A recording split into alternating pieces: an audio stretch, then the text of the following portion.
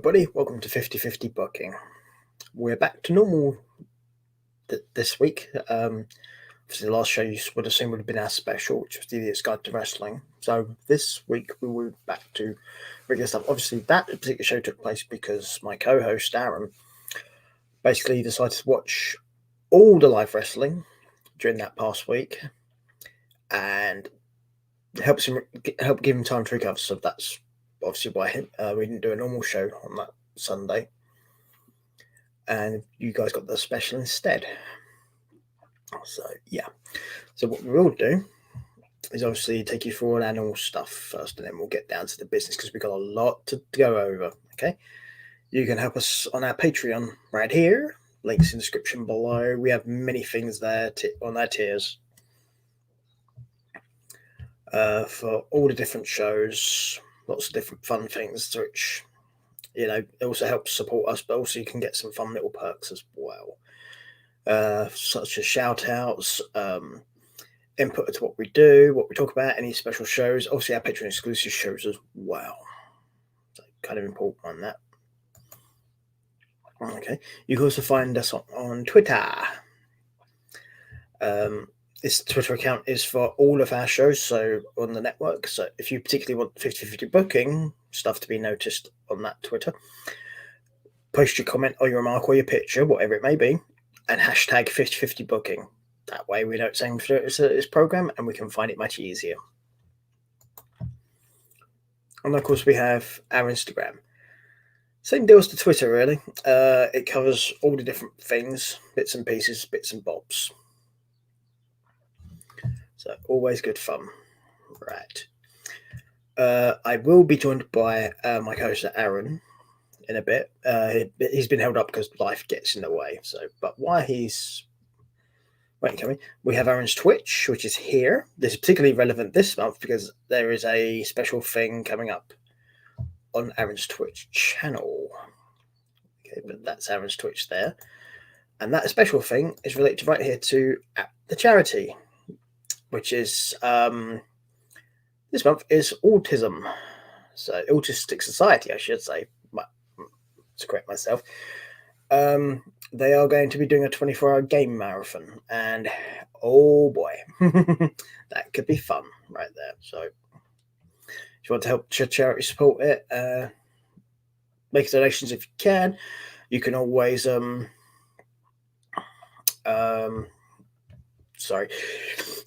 you can always like and share these posts as well. That does help because it will put it out there to more people, and so maybe some of those people would like to help it as well, and the more it gets out there the better, so which is always good. Right, so that's the promotional stuff covered. So what I will start on while we're here is obviously there's a lot of wrestling stuff that took place over the last week or so that we haven't covered, but where I'm going to go first off is going to be on April 15th, for the second year in a row, WWE decided to release talent. It's 10 people in total, I believe it is, from memory. So I have a list of them so I don't forget any of them, so just bear with me while I read off this list, right? We have Samoa Joe, Peyton Royce, Billy Kay, Mickey James, Wes Blake, Chelsea Green, Bo Dallas, Tucker, Mojo Rawley, and Kalisto.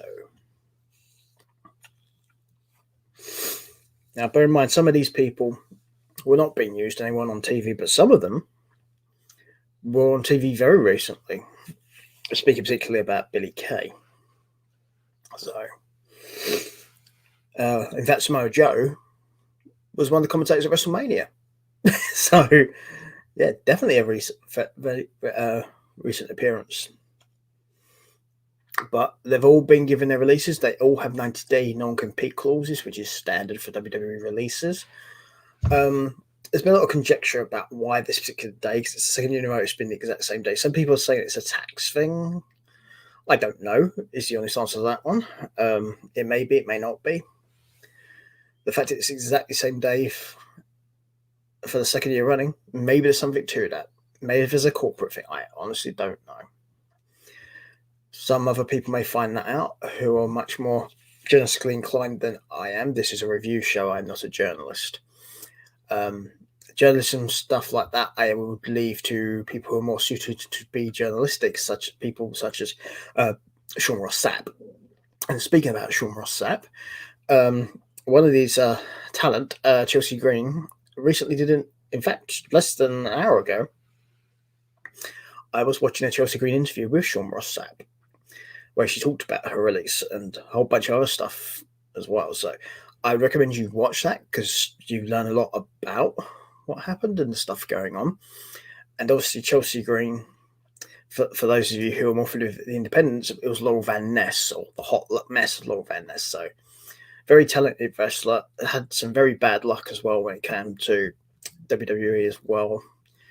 Had a okay NXT run, but didn't really get the opportunity to do what she could have on the main roster, and she could have done a lot. Very talented girl, and very talented wrestler, I should say. Just not even just as a girl, a very talented wrestler.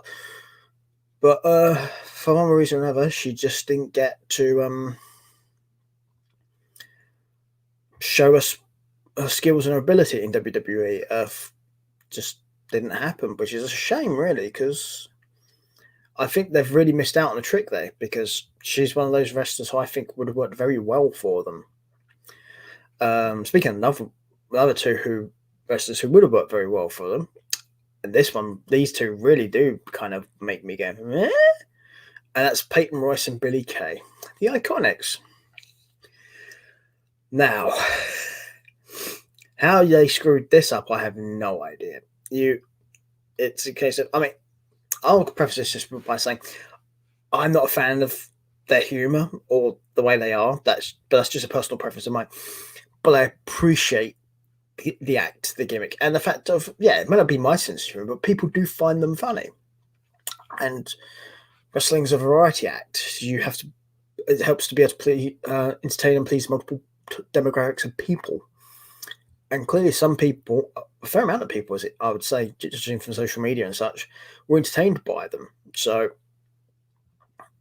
it's a weird one. Also, something that's come out since the release, apparently, I'll say apparently because I don't know this firsthand for a fact, one of the reasons that Billie Kay got released is because Kevin Dunn, for those of you who don't know who Kevin Dunn is, basically Kevin Dunn is pretty much number 2 to Vince in WWE. He's been there that long. Kevin Dunn pretty much directs and produces most of the TV products as well. He apparently didn't get Billie Kay, so he fell probably more into my category because I don't really get the humor thing either. But unlike him, I appreciate what she could do, which it sounds like is what he didn't, and by consequence, yeah, it sounds like she was pretty much let go because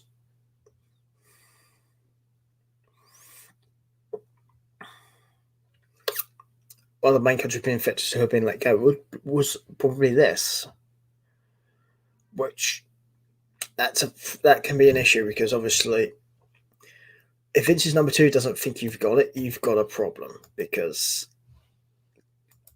there are certain people in WWE's division, if you are not recognized or appreciated by at least some of these people.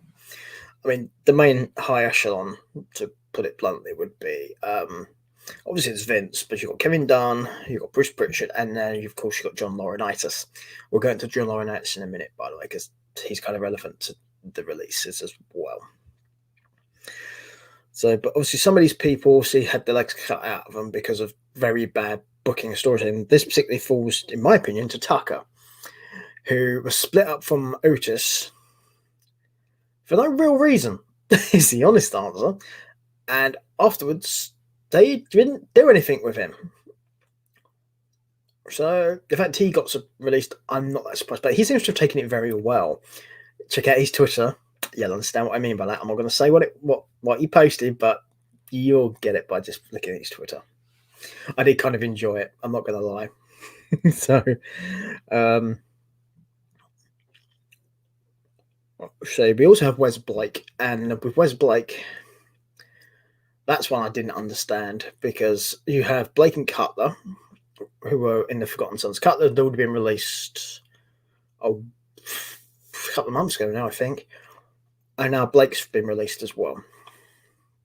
So the two people who did nothing wrong, worked hard, did the best they could, kept their head down, got released. Yet the guy who caused all the trouble, Riker, is still employed. Make it that what you like, people.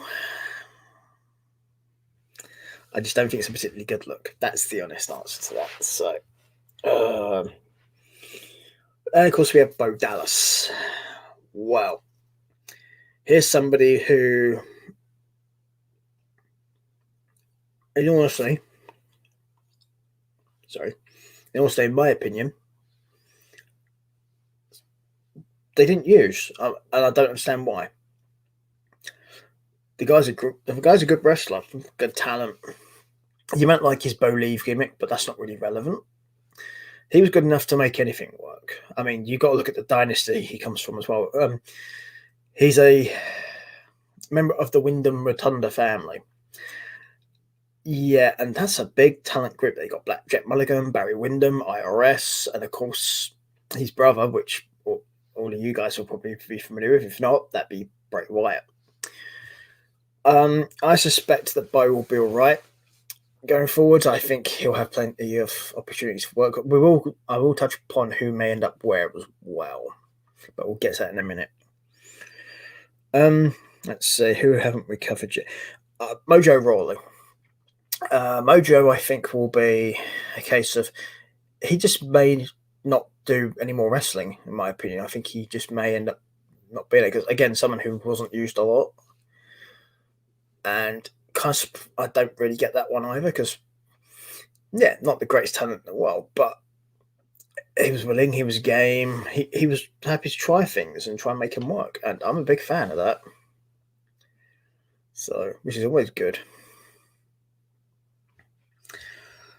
But, yeah, let's see. So we've got, Kalisto.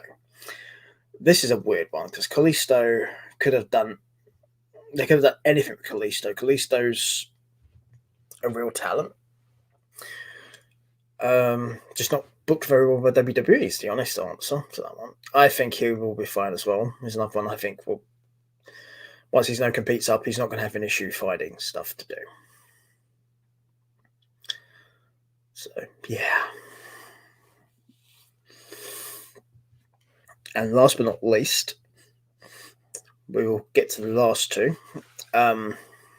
Samoa Joe. Now, Samoa Joe's a weird one, because it's a case of you've had him do commentary for the last year or so on your so-called flagship show, being Monday Night Raw, and also on WrestleMania, your biggest event that your company does. And then they let him go. There's a suspicion about this could be because Joe wanted to wrestle and WWE probably wouldn't clear him.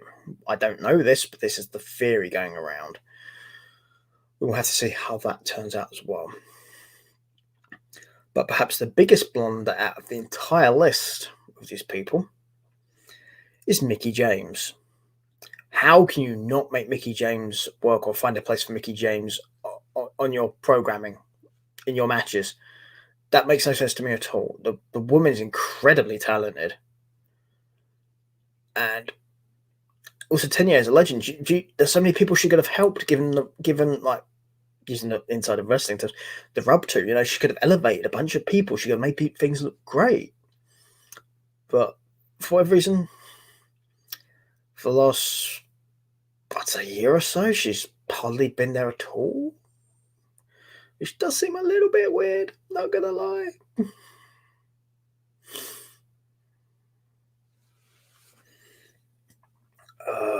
But yeah.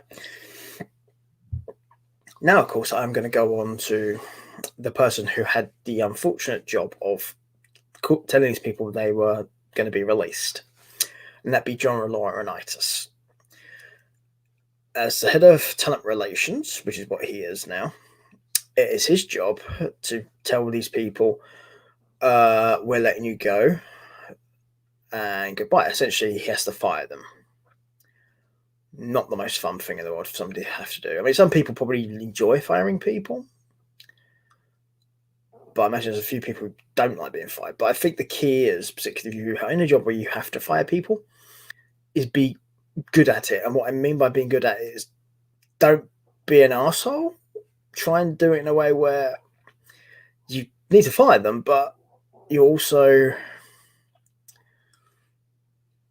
they're there kind of thing. You need to be consoling, but at the same time you need to be clear, obviously, that they are no longer working for the company. I don't think that's fine. And to be honest, I think John Laurinaitis is probably very good at that. So what do you think of his on-screen persona or his wrestling abilities? Not related to this. I think he's probably very good at doing these sort of things. But it's not a job I would personally want to wish on anyone, because it's a hard job. There's been a lot of big name talent that have actually done that job, the head of talent relations, because it's a big thing in wrestling terms. So, yeah. But there you go. It's all good. It's all good fun, but it's not a fun thing for somebody to have to do. I mean, I kind of feel sorry for him in a way, because it's not a fun thing to have to tell people you're fired. Are we talking about Mojo Rawley and the Iconics and? Yeah, I'm literally getting to the part about explaining who had to fire them. And explain a bit about the head of talent relations and what they have to do, because there's been a lot of different people who've done that job, and a lot of them are going to be people you will know, but not necessarily realise they were the head of talent relations at various points in their career. Jim Ross was one, for example. Yeah, I knew about Jim Ross. So, but there's been a few of them who've done that particular job. Even Stephanie McMahon's done it at one point. Yeah, she said it was one of the most difficult parts of her career. I think. Yeah, it's a hard job. I mean, if you've ever read Jim Ross's books, and I do recommend you do, he goes into a lot of detail about that job, because it's not an easy job to do, especially on top of also doing other work. Because at the time, obviously, he was the lead commentator for the company, and you got Stephanie McMahon when she had to do it. She was the head of marketing and stuff, as well as being the head of creative. So you're mixing two jobs there. Own products as well, and brands and fingers in very different pies around the world. Yeah, it's not an easy thing to do. So, obviously, I've covered each person now, basically, just done a bit of detail about explaining about the job. What I was going to say is, obviously, what do we think the future is for these particular talents that got released? I mean, obviously, we don't usually talk about outside companies, but in this instance, I think it's applicable because of what we're talking about. If Samoa Joe doesn't go to AEW, then I'd be surprised, because he'd fit right in very nicely there with some of the talent that's in there, especially with some of his bouts with Kenny Omega in the past. Yeah, I think that's probably a very good shout. Plus, also, AEW doesn't have a full-on schedule, so I think that would also help because of Joe's age as well. But there's also the possibility with Joe, he could also go back to, well, there's Impact, but I think it's more likely Ring of Honor, which was Joe's first big company that he worked for. Oh yeah, a return there would be huge. So I think that's quite a possibility, because they're trying to rebrand and expand, and plus they're run by a big conglomerate, so there wouldn't be a money issue. Yeah, I'm not gonna lie. When I saw the announcement about more releases, my heart kind of stopped for a second. I was just like, "Please not Aleister Black. Please not Aleister Black."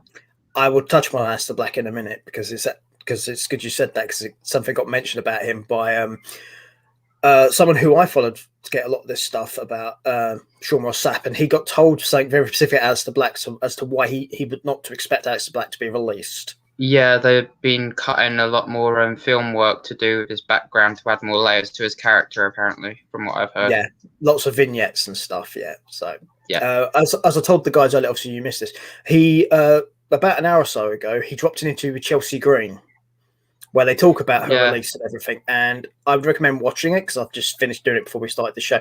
There's a lot of very interesting stuff on that interview, so I would recommend it, because it also helps give you some sort of context to what is actually going on with that stuff. But I mean, from what I'd heard about Chelsea Green, she was supposed to have been like the next Charlotte Flair, like talent-wise, and then the thing is, she is very, very good and very talented. obviously, as I was explaining to the viewers before you came on, she used to be in a Impact, well, TNA as it would have been at the time. She was called Laurel Van Ness, and she was literally called the Hot Mess. Basically, she was a psycho. Outside interference. So, yeah, I saw him. I saw him running past behind you, so I'm not surprised. He's been in his cage the majority of the day because I've been out with my family, so he'd be having his moments. Well, I think we all have our moments. So, I think we're pretty much thinking with Joe, it's probably going to be Ring of Honor or AEW, if he does want to do. Because I think out of all of them, Joe's the one who doesn't really have to do anything. Because Joe's got a lot of outside income sources, so in theory, he doesn't have to do anything. I mean, it's not the fact that he needs to; it's more the fact of whether or not he wants to. To be fair. Yeah, I think that's probably the best shout. Because unlike some of these other people, Joe's in a position where I don't think he needs to worry so much about doing it. I'm not happy with his replacement on SmackDown, though. I will say much. We are going to get to the commentating changes as well once we get to Raw and SmackDown. Yeah, I suspect you have an opinion about this. So, but then I think I don't even know who the other guy is on Raw. Not gonna lie. I will get to that in a minute because I can actually give you some background on that. So, Please do. Well, you should probably touch upon obviously the next people on the list, which is Peyton Royce and Billy Kay. I'm doing them together because that's how most people know them, the Iconics. Sad, real big sad. So, the thing is though, out of all the people released on this list, they're probably the ones who have the biggest in any company. Yeah. I'm sorry. Because for people who don't know, Peyton Royce is married to Sean Spears. Yep. Who works for AEW. Awkward. So, and for those of you who don't know Sean Spears, he used to be tied to the Ninja. Yep. So, I mean, I wonder where she'll end up. Well, I think possibly, and this is the thing, I think they may end up going together because obviously they were friends outside of wrestling as well. They tried out together and everything. Well, they're in high school together. That's how far back they go. I suspect if they stay as a team, they may end up in Impact. Because Impact have a very big women's tag division. Yeah, they do. Which they wouldn't be able to use Iconic because it's copyrighted. They can think of a different thing, I'm sure. That they're clever girls. I'm sure they can come up with something. I don't see why they split the Iconics up in the first place, to be fair. I touched upon that earlier. Move. Yeah, I touched upon that earlier before you joined us. Yeah, I don't get it either. I mean, as I explained to viewers, I didn't really get the Iconics as an act. I didn't find them particularly funny, but I appreciated the fact they offered something different. Yeah, and when they gave up that, they kind of left themselves with one leg to stand on, and so they could only stand in the company for so long, and well, it took a year and a half, didn't it? Yeah, definitely. The other thing to obviously mention to you as well, because I don't know if you're aware of this, apparently one of the main reasons that Billy Kay got let go is because apparently Kevin Dunn didn't get her. I mean, I'm not being funny. Out of all the people that were let go, Billy Kay was kind of made a fool out of on her final days, as much as like Samoa Joe was when it came to doing both nights at WrestleMania, standing in the rain with a silly wet coat on. And then Billy Kay, for the past God knows how many months, has been running around with a picture of herself with a resume on the back saying, snapshot, snapshot, snapshot, snapshot, to all these legends and all these people, just wasting her talent away. And, she hasn't had, she's had one match, and that was with Carmella at Mania in a tag team match. And it wasn't exactly the best match, to be fair. No, I mean, we are going to touch upon Mania because obviously we've got a lot of stuff to cover because obviously we didn't do a show last week because obviously you went through that marathon of watching all those live things and I doubt you'd have been in any condition to have done it. I did actually watch the show that you and Steph did, and I would like to say thank you, Steph, for standing in for me.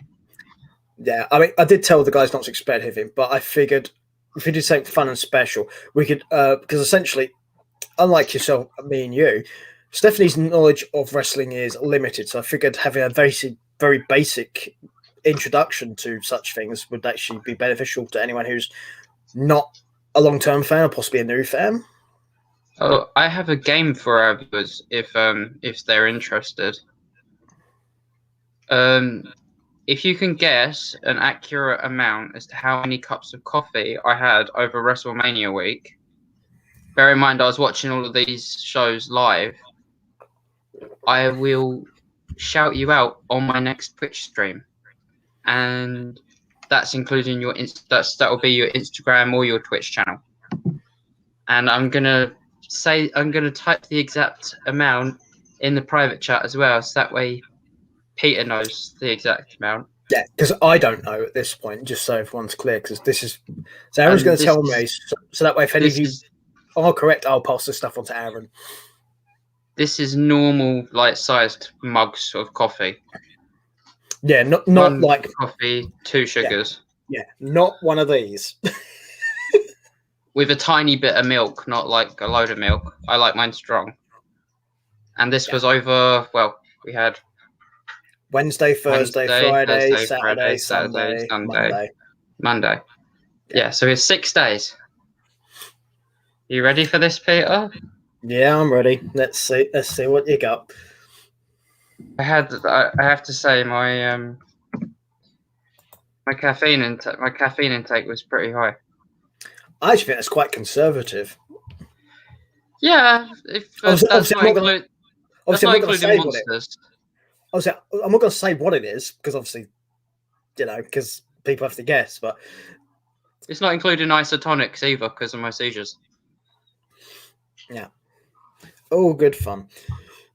Apparently, if you say so. I was going to say, obviously, getting back to the Iconics, I think if they stay as a tag team, I think Impact as singles wrestlers, they might even end up in different companies. I mean, I can see it happening. It would be the first tag team to separate and go to different brands. Yeah, so it wouldn't surprise me. We'll have to see what happens with that one. Okay, I'm going to touch upon this one now because I kind of mentioned this to the guys before we started. Wes Blake. Who? Him and Cutler. Yeah, him and Cutler. You may have forgotten about them. No. How could we forget about a forgotten son? Oh wait, no, they're not a thing anymore. Yeah, the point I made to our viewers is the fact of Cutler and Blake have now been let go, yet the one who caused all the fucking trouble is still employed by the company. WWE loves the troublemaker. Yeah, it just goes to show you there. I think Blake will be fine. He can pretty much walk in as a talent to pretty much any of the companies because I think he's diverse enough where I think that'll be fine. I'm more thinking about the fact that next week they might be looking into the NXT budget because if you remember correctly, last year they did main roster and then the week after they did NXT and let a bunch of people go as well. Yeah. Did you actually realise the releases happened on the same day as they did last year? Yeah. Yeah. I did. Yeah. People were wondering if there's a reason for that.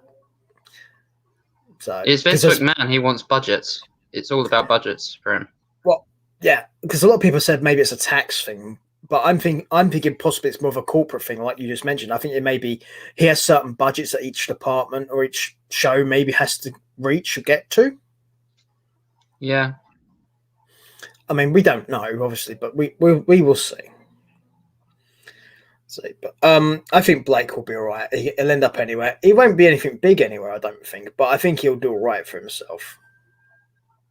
I mean, if Murphy was to be released, he could always reform a tag team with his former partner in another brand as well. Well, they're a really good partner. He could always end up back with Cutler. Yeah, either. Yeah, So either way works. So I think as a tag team, he'd be a much better proposition. I think particularly with Cutler, because there'll be a lot of sympathy for Cutler and Blake because of what they went through. Yeah. So I think Murphy, you touched upon Murphy. Murphy will be all right for a while because apparently he's tied into quite a few things going forward. So let's see. Yeah. The Aaliyah and Mysterio storyline. The Aaliyah Mysterio storyline really lasted long. There is a reason that got dropped. I'm not going to go into details because it's not my place to do so. I will tell you when we're off air. But there is a reason that got dropped. And it's not for the reason people probably think it is. Because I know a lot of people complain about, oh, he's too old for her. That's not why it got dropped. That's all I'm saying about it all now. I will tell you the rest later. Mm-hmm. Then of course we have Chelsea Green, who again was a big name in other companies before WWE. So again, I think she'll be fine. She can go wherever she wants. Also, she's good friends with Deonna Purrazzo and Britt Baker. One's in Impact and one's in AEW. So I think she'll be fine. Also, her other half is Zack Ryder. Oh yeah, she'll be fine. So Matt Cardona, who is also in Impact. So I think we'll be fine. Then we get on possibly onto the people who I'll lump these guys all together. Well, I'm going to lump three of them again. We'll keep one of them separate. Bo Dallas, Tucker, and Mojo Rawley.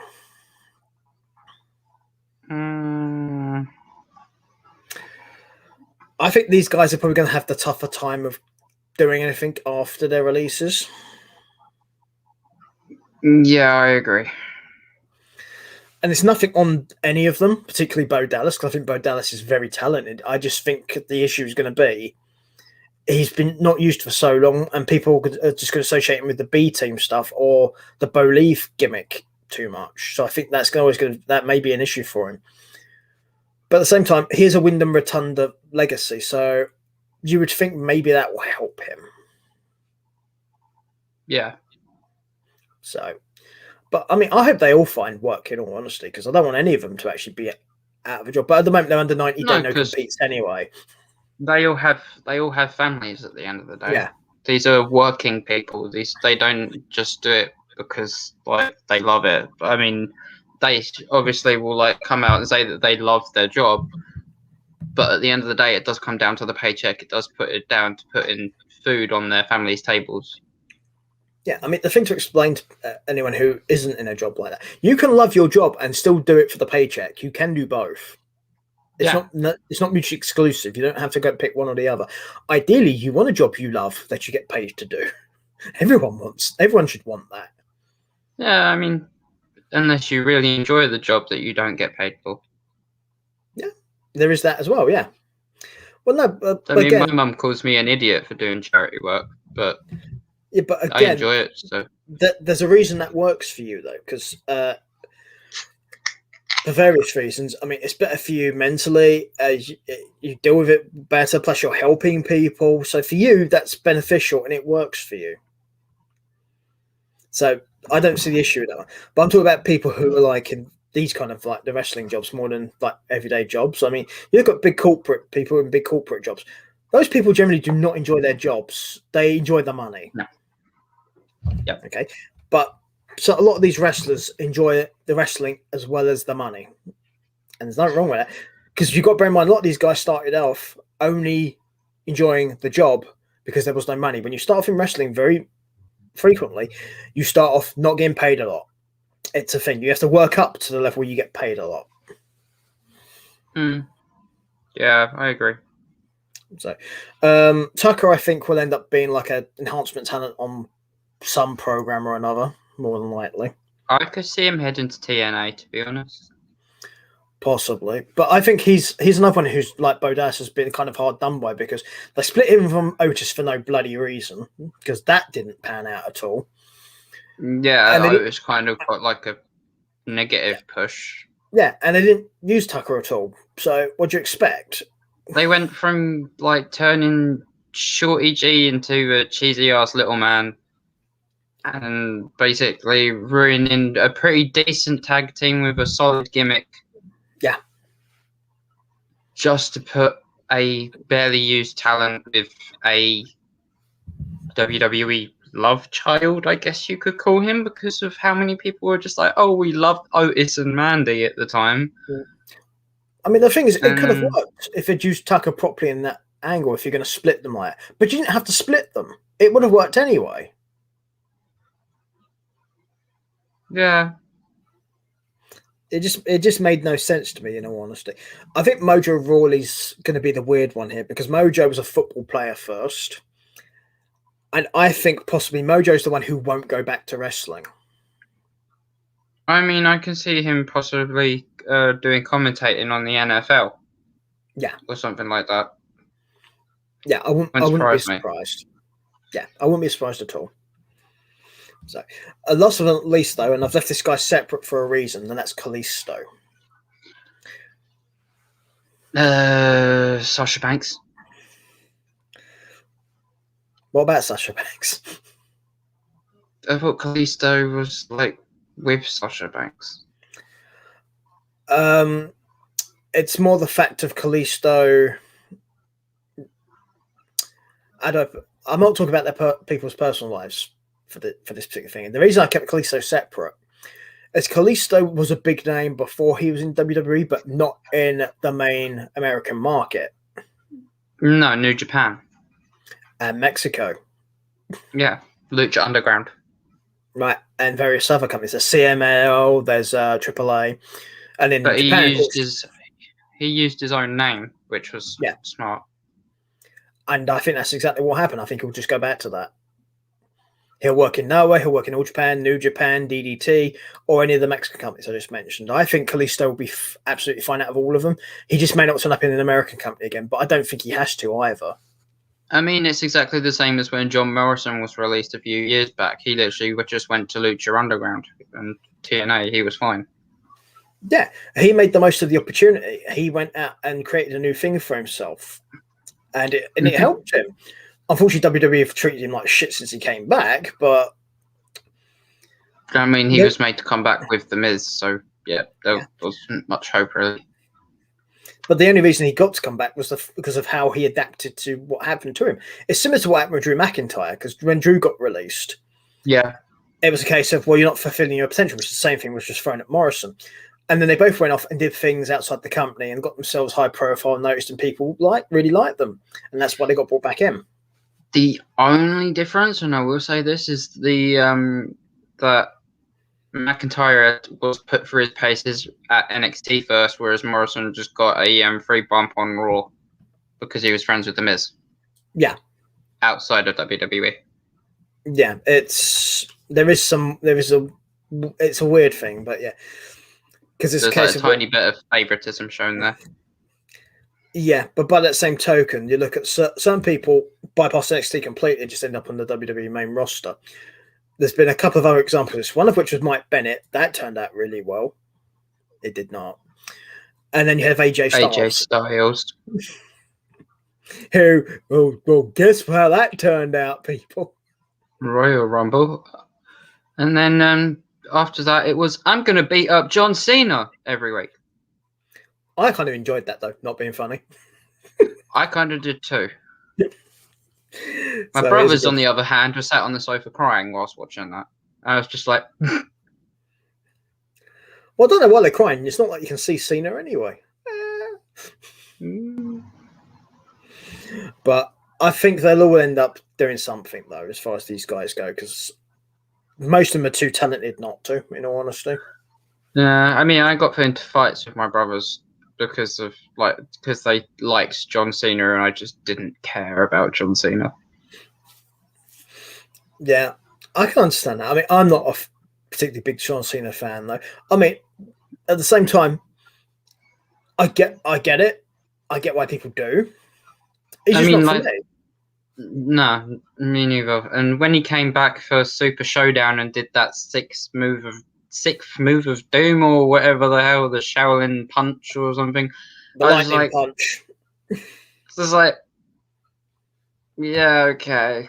You do realise that was deliberately goofy on purpose.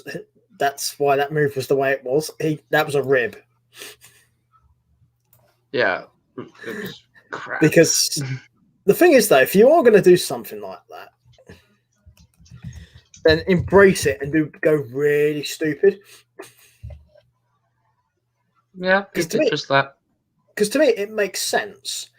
If you are going to do something, then go really dumb with it.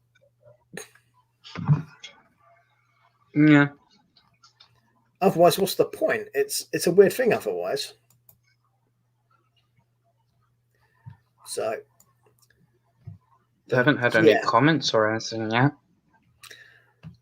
No, it's awfully quiet. Yeah, to be fair, we've got a lot to go through. So the releases we've just gone through there, but this is where we start talking about shows. I'm going to skip last week's, not this week, but obviously the previous week's SmackDown, Raw, and stuff, because there's no point doing it because it's going to be covered by what we do in a minute anyway. And NXT, of course, NXT will be covered by what we're about to talk about. The overall week leading up to WrestleMania was just crap. Just going to say that. Yeah. It wasn't WrestleMania pre-week worthy.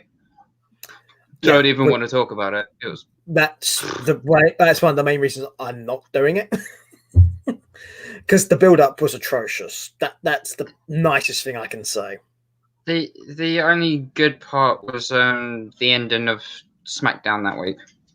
That's like the only thing that kind of turned my head and thought, okay, maybe this might be a good match at Mania.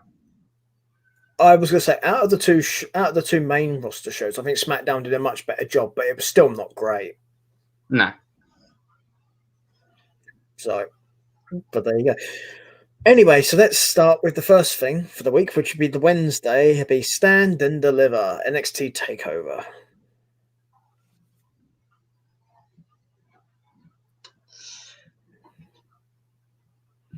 Speaking of which, I need to just bear with me a sec. I actually made a list of something. Hang on. I know I should have kept this close at hand. Because also we did predictions. Yeah, we did. So, and I made a note of them as well. So who did what? So I just had to go and get the list. Right. I also have a list of who won the predictions as well for both shows, but we'll get to that in a minute. So okay, so Stand and Deliver.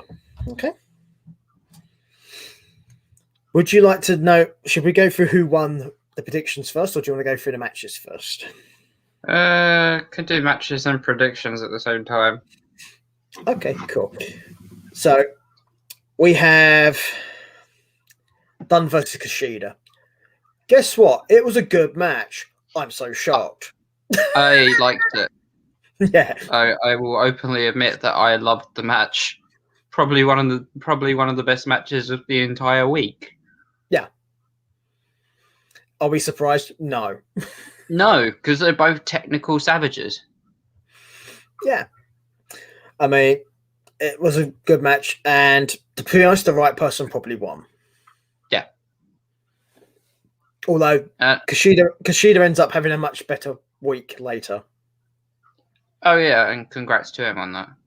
Yes, we will touch upon that when we get to it. But definitely a good one. So we have MSK versus the Grizzled Young Vets versus Lalendio. I never remember how you say this thing. Veterans. It's for the. Oh no, we did the veterans. It's the legend thingy. I don't remember. I can't remember how you pronounce this.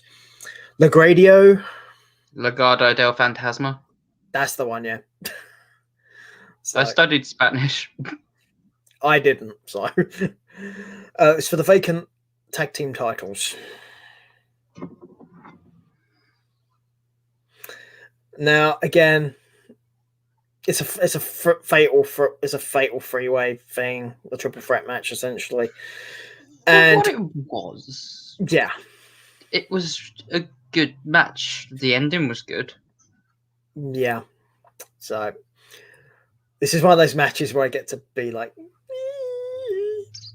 because I predicted the winner. So we both. Yeah, I wish I'd have gone with my heart instead of my head. Yeah, we both picked Dunn for the first match, just so everyone knows if they don't remember. Mm-hmm. Yeah, I went for MSK and Aaron went for the Grizzled Young Vets. I understand why you went for them though. Yeah, like I went with my heart instead. Well, my head instead of my heart, actually, because I wanted MSK to win.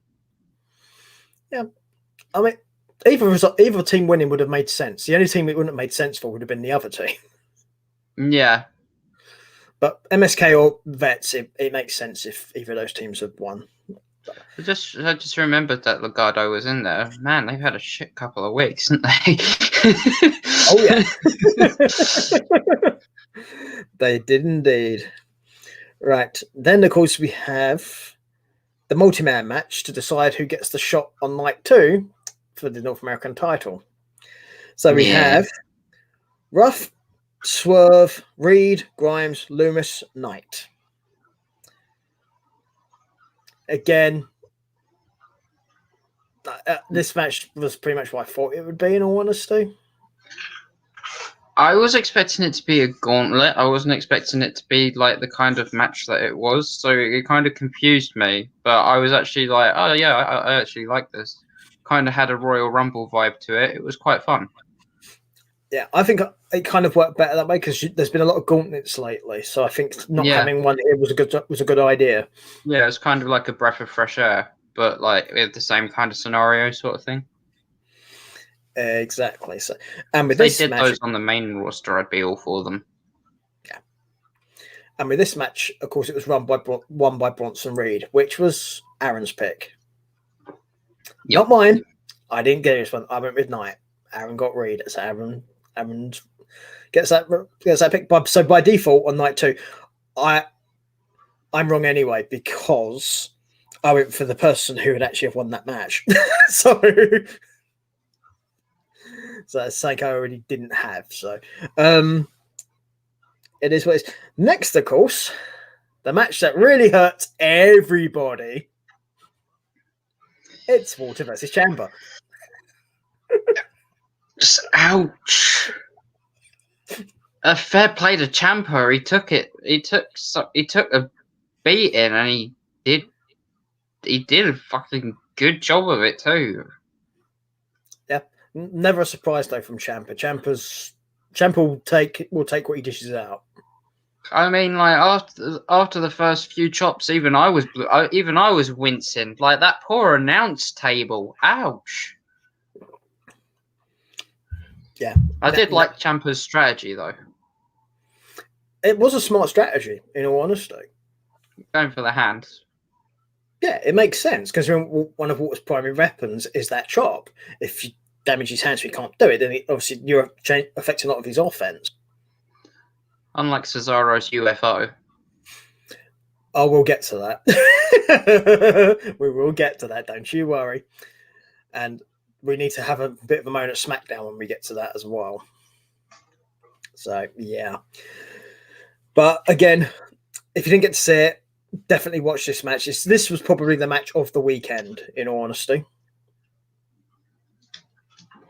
Gross.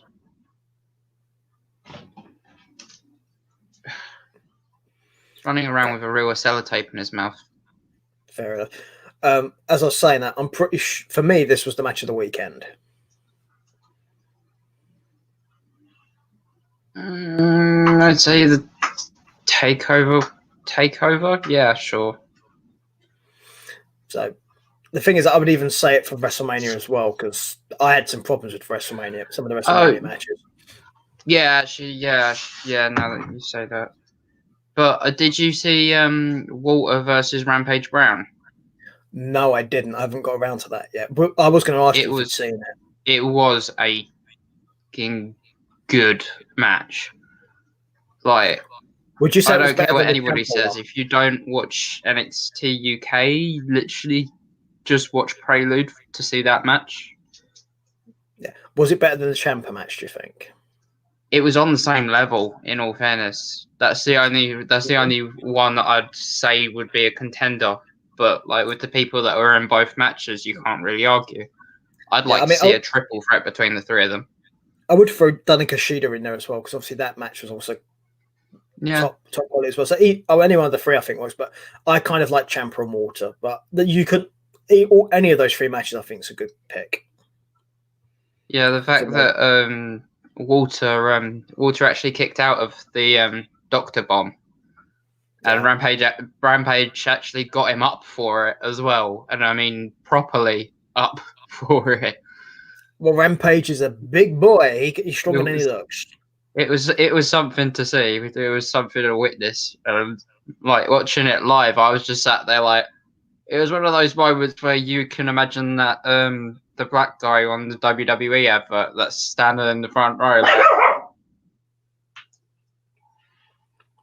Like, holy crap, did that just happen? Kind of moment. Oh, it's the Undertaker guy. Yeah. Yeah. For when Lesnar beat the streak, he does the. Mm. Yeah. Yeah, the goldfish eyes. Yeah. So, nothing to argue about there, though, but I think definitely a good one. The main event for the first night was the women's title match. And I did like this. I don't think it's up to the level of the previous match, but I thought it was a good match, and definitely the right person won. Yes. So, by the way, we both picked Walter for the Walter match. Yeah. On the other hand, for this match, I was right and you were wrong. You picked Shirai. Oh, did I? Yeah. Yeah. Wow. That's poor judgment on my part. I was rooting for Raquel. Yeah.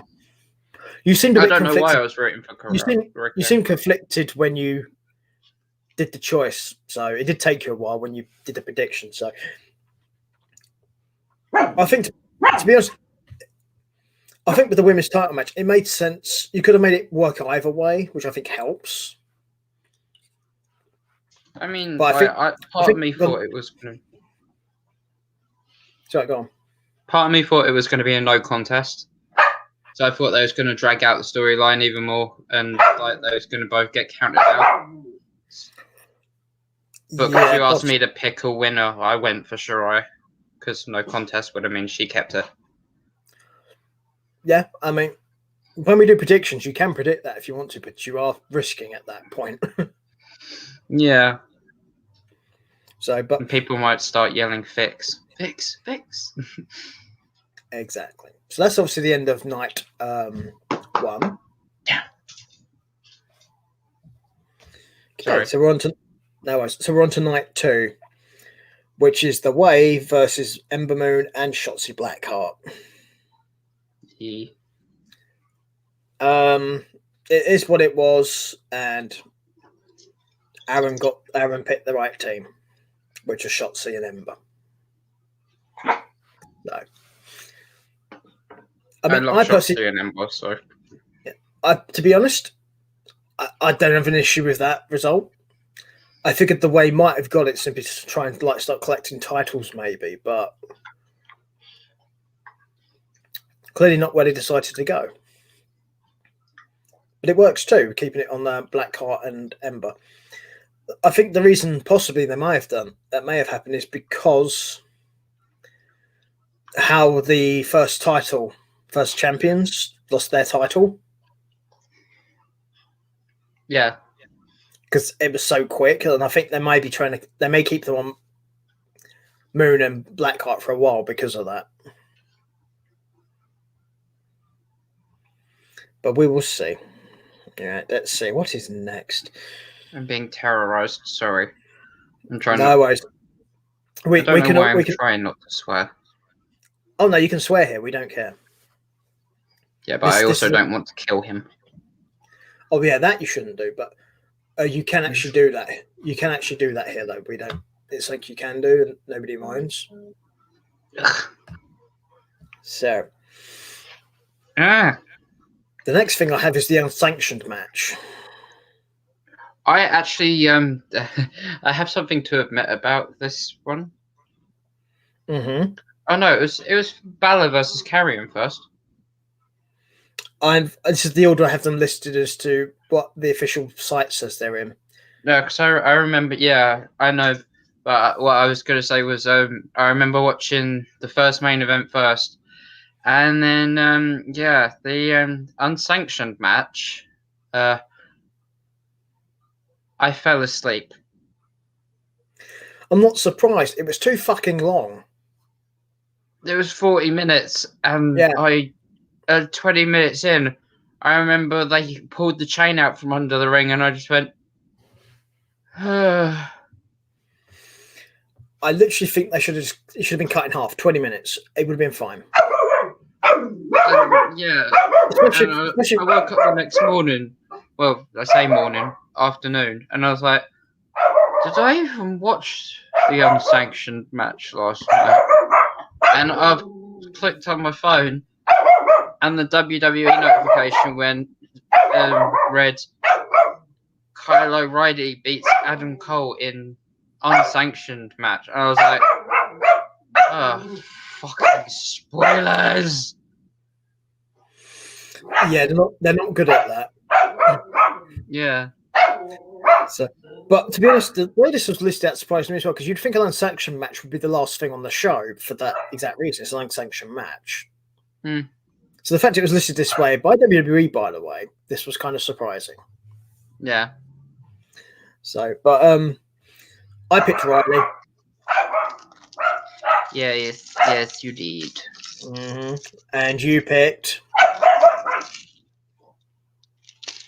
Adam Cole, baby.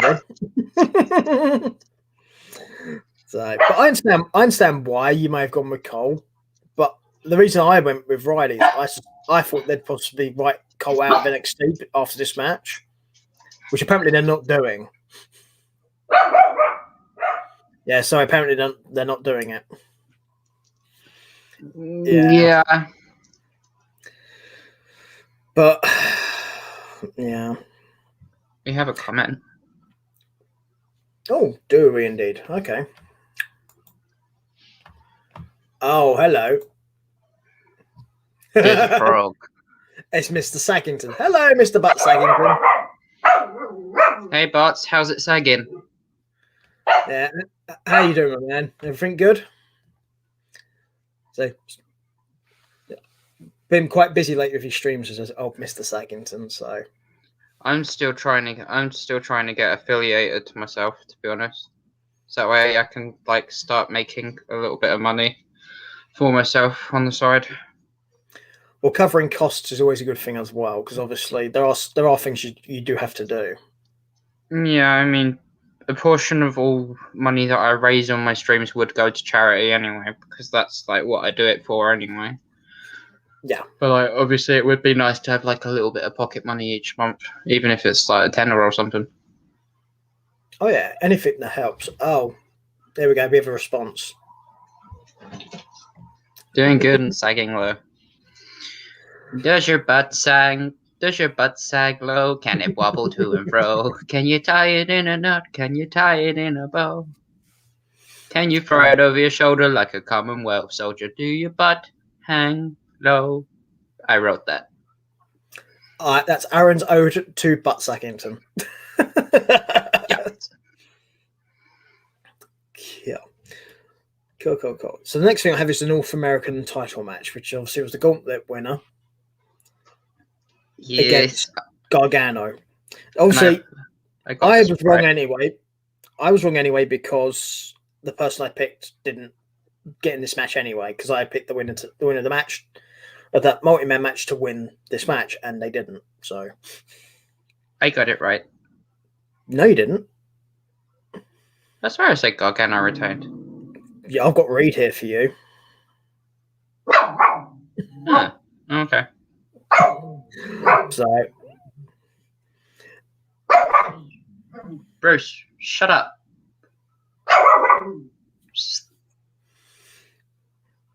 But I mean, in hindsight, Gargano probably should have kept it, in honesty.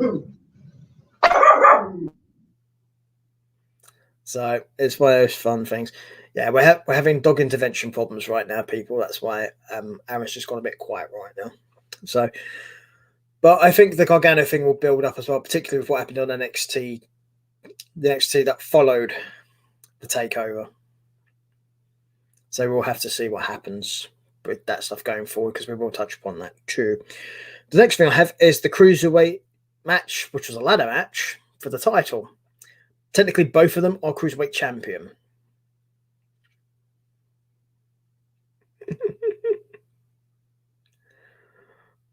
Yeah, Aaron doesn't look impressed right now. Again, I when it comes to this match, I didn't think it'd be that good, and to be honest, I wasn't disappointed. I thought it wasn't that good, but I picked the winner.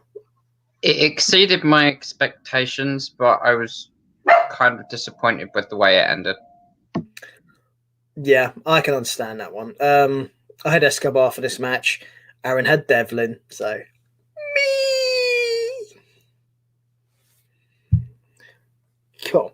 So the next thing we have is the main event for night 2, which is Karrion Kross versus Finn Balor for the NXT title. And I got this wrong. Aaron got it right. Kross won. Which is what. However, I did not like Kross's promo on the NXT that follows this, but we will get to that when we get to the NXT section. Yeah. No, we're going to get to it when we do the NXT bit. Right, so there's a gap here between... yeah. We would have the Smackdown between this and the WrestleMania thing.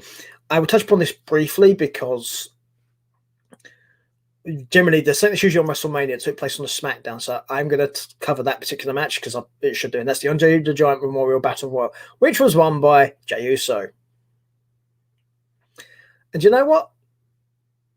I can see why you'd respond that way to it, but I think it works for Jey because the amount of losses Jey's been taking, he needed something high profile. Which I'm definitely go with this being sort of high profile. Yeah, I wouldn't. Don't try and make sense of that. I really wouldn't. So, but that's pretty much the only real thing that happened on the SmackDown. I mean, you then have, of course, the end of the show. I bet you was gutted when he threw Shinsuke Nakamura over the top rope. Oh yeah, I want Nakamura win. I'll make that was your pick. Yeah. When I watched it on Friday, I was just like, "Oh my god, Peter's gonna be gutted." When it came down to those two last, I was like, "Oh no." I mean, I wasn't annoyed. I was just annoyed for Shinsuke. But I understand why they went with Jey as well. I can the thing is, I also understand the logic behind something. That's fine. Part of me wanted a returning superstar to do it. Like, imagine Jimmy coming back. Well, there you go. Throwing his brother over the top rope. Or hell, even like it's in the pipeline that Lesnar's coming back. And also in the women's division, Lynch should be returning soon as well. Apparently.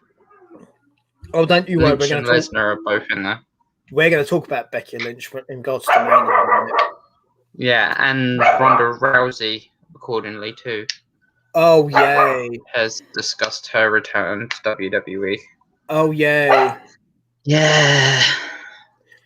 And a certain 2 other individuals that are going to be coming up from NXT as well. Oh, God, I've got some really bad cramp in my hands. I don't know, but they've got something to do with UFC. And, yeah, I know Shayna Baszler's something to do with it, and Ronda's something to do with it. Jessamine Duke, I think, and Marie Shafir. My hand's really hurting. I should. Oh, that's why. Never mind. Yeah, it's something I don't like calling them because, not being funny, there's only one horseman, and it ain't them. It also ain't Charlotte, Becky, Sasha, and Bayley either. In the wrestling terms, there's one set of horsemen, and that is the original horseman from the NWA and WCW. That is it. these other people need to come up with different names for themselves. At least in the case of Charlotte, she at least has a claim to calling herself a horseman. But the problem being is that the whole concept was brought up by Arn Anderson, not Ric Flair. Also, FYI, the Horseman trademark and stuff is owned by Conrad Thompson, not WWE, which we've touched upon before, I think, from memory.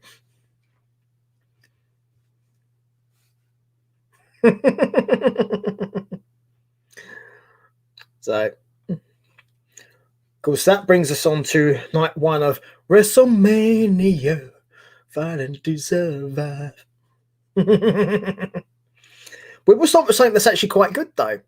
We're going to go with Cesaro versus Rollins. This was not worth staying up for. What, the entire night? Oh, The majority.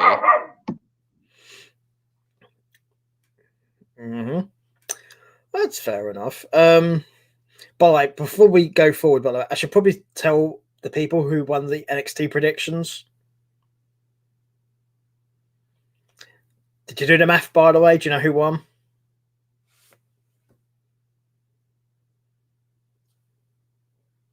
6-5. It was close. So we will go on to the WrestleMania ones now. Now, Cesaro versus Rollins. Bear in mind, this is a main roster match. I thought it was fairly okay. Cesaro did Cesaro things, which you always expect from Cesaro, including that UFO thing, which I thought was a great move. However, incredibly diminished by what happened in the following Smackdown. But when we get to Smackdown, we will discuss this because I'm going to rant on it. But I'm glad Cesaro won for a couple of reasons. One, it was my pick. And two, I think Cesaro needed a high-profile win.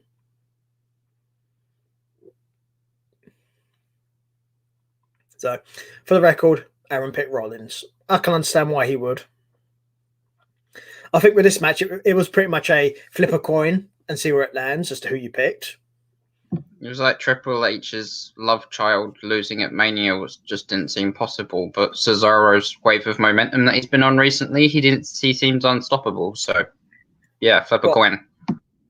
I think they actually booked it better than I expected them to, because I think Cesaro should have won this match. And Aaron's response there kind of sums up, because it's a case of he didn't expect Rollins to lose because he's Triple H's protege, essentially. But I think we got the right result, in all honesty.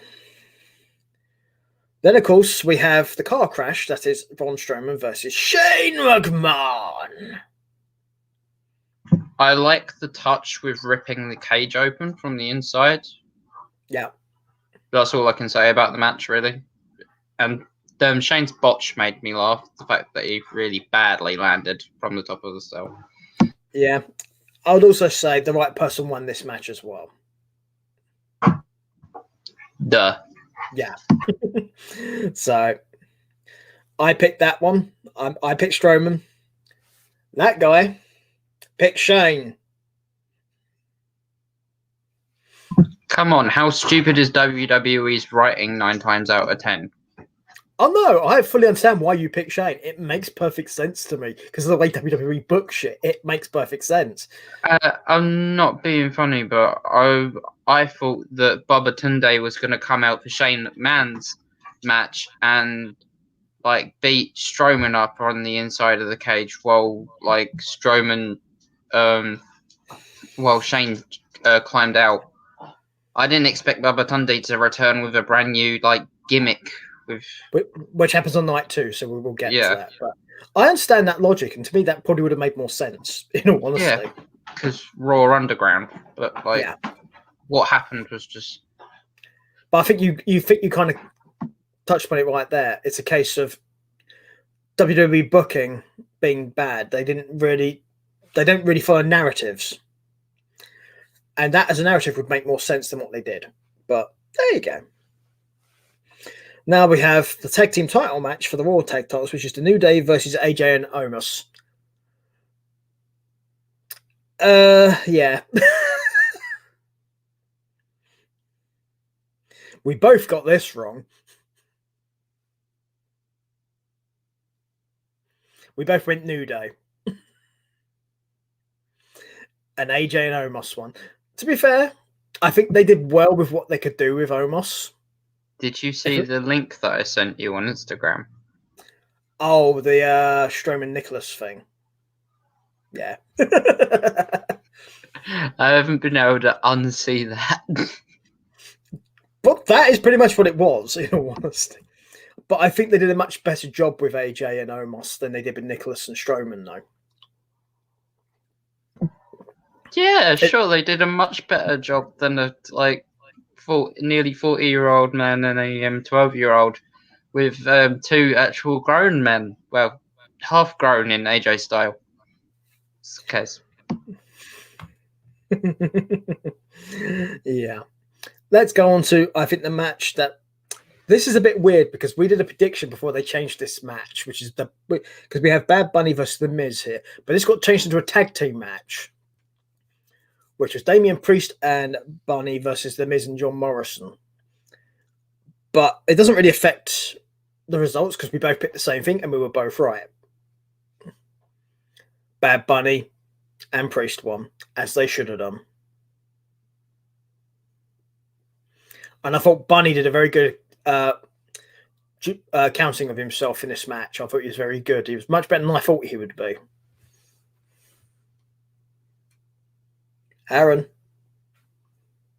you're muted. He was better than the majority of the special guests that they've had at WrestleMania in the ring.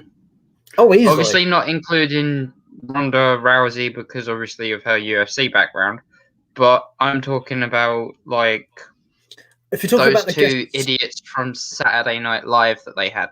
So. Yeah, if you talk about the people that have to do matches who aren't athletic stuff in any way, then absolutely he was definitely the best out of all of those. No question. I don't count Rousey because Rousey, as you pointed out, was a UFC fighter. Even Rob Gronkowski to a degree because of his football background. The shoulder barge at Mania was in his wheelhouse.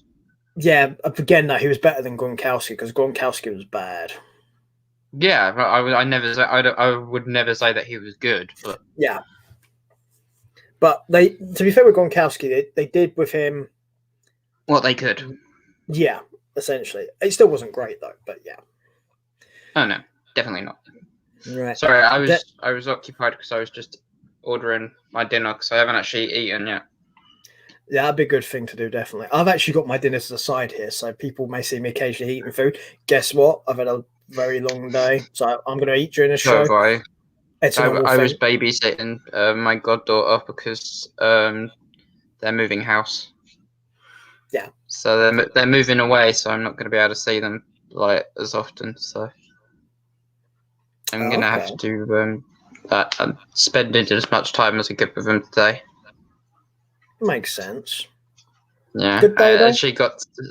Yeah, I mean, I proved I can babysit a baby that's only 2 months old, and she kept falling asleep in my arms, and I was just like that. I just could feel my heart melting, and it's horrible. It's just that I am human. That's a good indication though, because it means that if a baby does that with you and it's not yours and it will fall asleep like that constantly, it means it feels safe. That's a good sign. Yeah. Or she. I should say she, not it. Sorry, because if I don't know the gender of the baby, but if I know the gender, it should be she. So she clearly felt safe.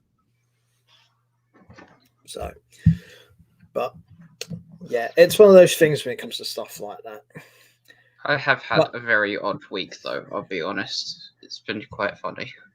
Oh, so yeah, I've had an odd last 24 hours, but I'm not going to talk about that on now. I'll tell you about it afterwards.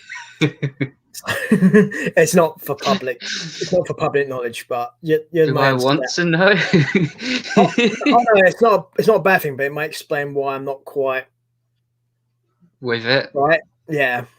Yeah. So I mean, I'm trying to do what I can, but it will explain a lot. So. Then we have the WWE title match, which is McIntyre versus Lashley. I was surprised. You called it though. Yeah. I was surprised though, like massively surprised. Yeah, I mean, so was I, because obviously I didn't pick it. I went with McIntyre. But I'm kind of glad that they did, even though we're going to see a rematch in 2 weeks. Yeah, WrestleMania Backlash, which I'm going to get onto that in a minute when we get to that part. Just call it Backlash. Are we really going to be calling it WrestleMania Backlash? Right, don't you worry. Once we finish night 2 of WrestleMania, I'm going to unload on that particular concept. So, but we're going to do I want to give these matches. I want to give these matches the time they deserve first before I unload on the crap that is Backlash. Right. Then we have the women's title match, which main evented night 1, which, to be fair, probably should have done, but the build up to it was terrible. They literally gave it a week, 2 weeks tops build up. Okay. The smart thing they did do is when they did the promo package on the show, they avoided all the stupid stuff and stuck with the stuff that made sense for the story. So that actually made it a better build than it was, and that's a good thing. Absolutely. There was more build up in that those 3 minutes than there was in the past 2 weeks. Yeah, it was very well done. But WWE are good at promo packages. It is a thing.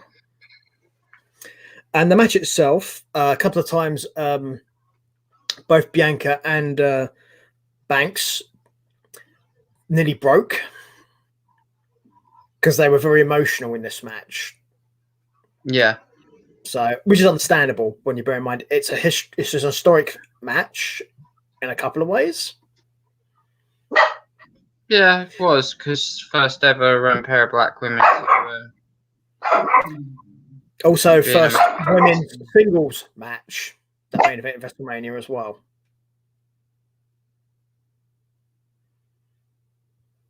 Because obviously the last women's match that main event of WrestleMania was a triple threat match. This was a singles match. So there's 2 ways that it made history here. And I think they did a very good job with this, and I was very impressed by this match. So, and the right person won, despite the fact I didn't pick her. I went with Banks. You went with Belair. I think Belair was definitely the right choice to win this match, though. I know, yes, it screwed up my picks, but at the same time, at least it made sense.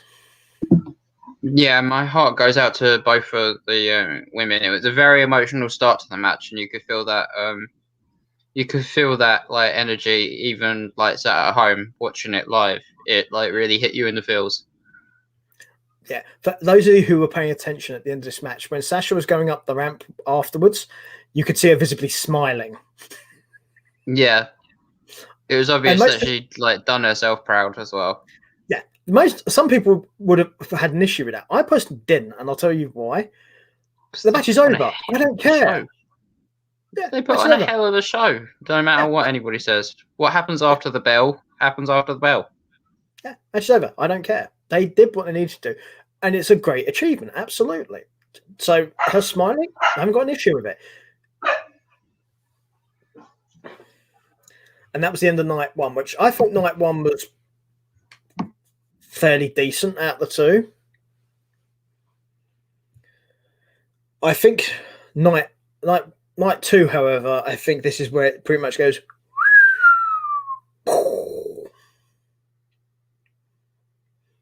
But we will see. I'm assuming Aaron's checking on his food right now.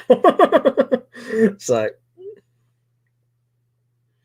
Yeah, the dog started barking as well. Yeah. No.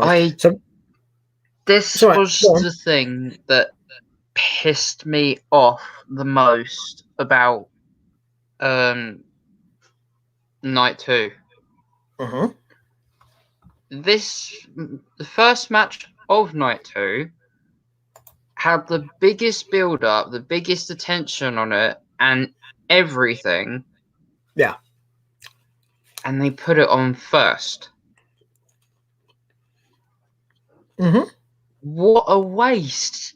What, like, booking wise, like, don't put it on first. Put it on like third to last or something. If you want both of the championships to be the second to last and last match of the night, put it in mid-show to give a different feel to the atmosphere. Don't put that kind of match on first. The thing I would say about this, and this is old style booking, and I'll get into this. When it was the NWA, because the United States title comes from the NWA, okay, that's the lineage it has. They used to have pay-per-views and stuff. The United States title often would open pay-per-views, and the reason it would do so would be for to set the tempo of the event. So basically, you have a outstanding match, and it helps keep you up and pumping for what follows. It'd either be that, or it'd be a world tag team title match. So you'd have it as an opener, or United States tag team title match, which they would have had at that point as well. So you'd have those matches at the beginning of the show, one of those, to get people up and running, get them excited, get them pumping. And then you'd have some more let me up matches, and then you'd go back into the title match sequences, which would lead you up eventually to the big title. That's old style booking. Whether WWE intended to try and do that here, I don't know, but I suspect that may have been the case. Yeah, literally, Riddle versus Sheamus was great. Yeah, that could have been easily first. That would have set the tone for the evening. That would have been nice. Yeah. Hell, were the SmackDown tag team titles even defended? They weren't, were they? No. Could have saved that. Taken 5 minutes off a couple of the matches that were a bit long. You could also have got rid of a certain match, which we'll get to when we get to it. I'm going to do this in the order I've written them down, because this is the order I think this show should have gone in. Okay, so we're going to do it in my order, not theirs. I have Sheamus and Riddle first, and that's because I've put this in an order I think makes sense to me, and you can let me know what you think afterwards. Okay. Again, it's a good match, nice solid match, and surprisingly, Sheamus won, which I wasn't opposed to.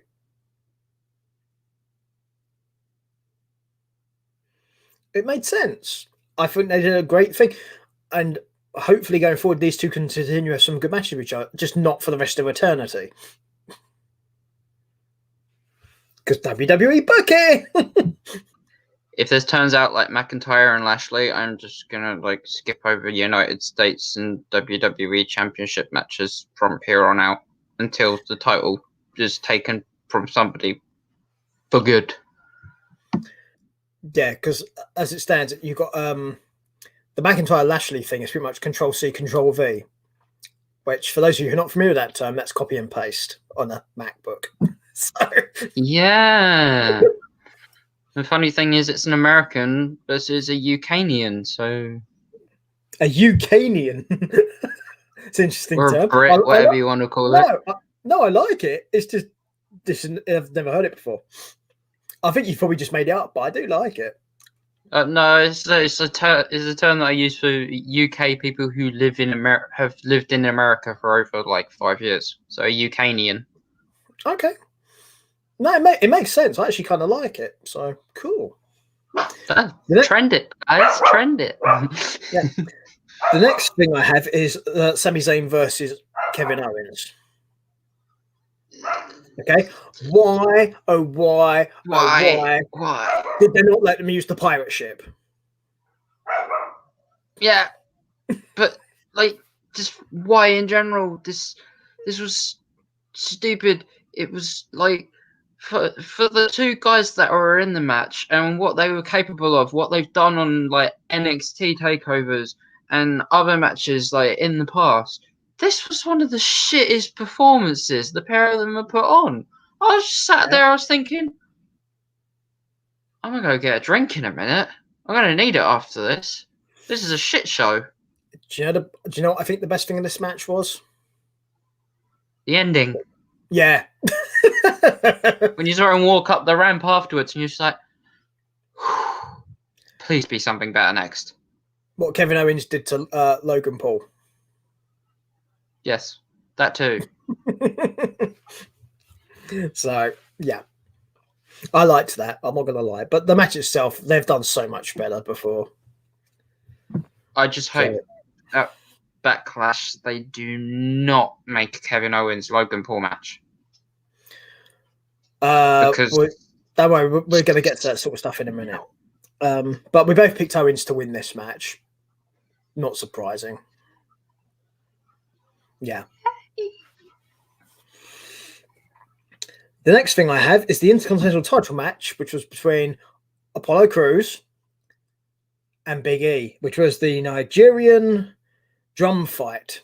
And Aaron's going to grace us with his impression of Apollo Crews.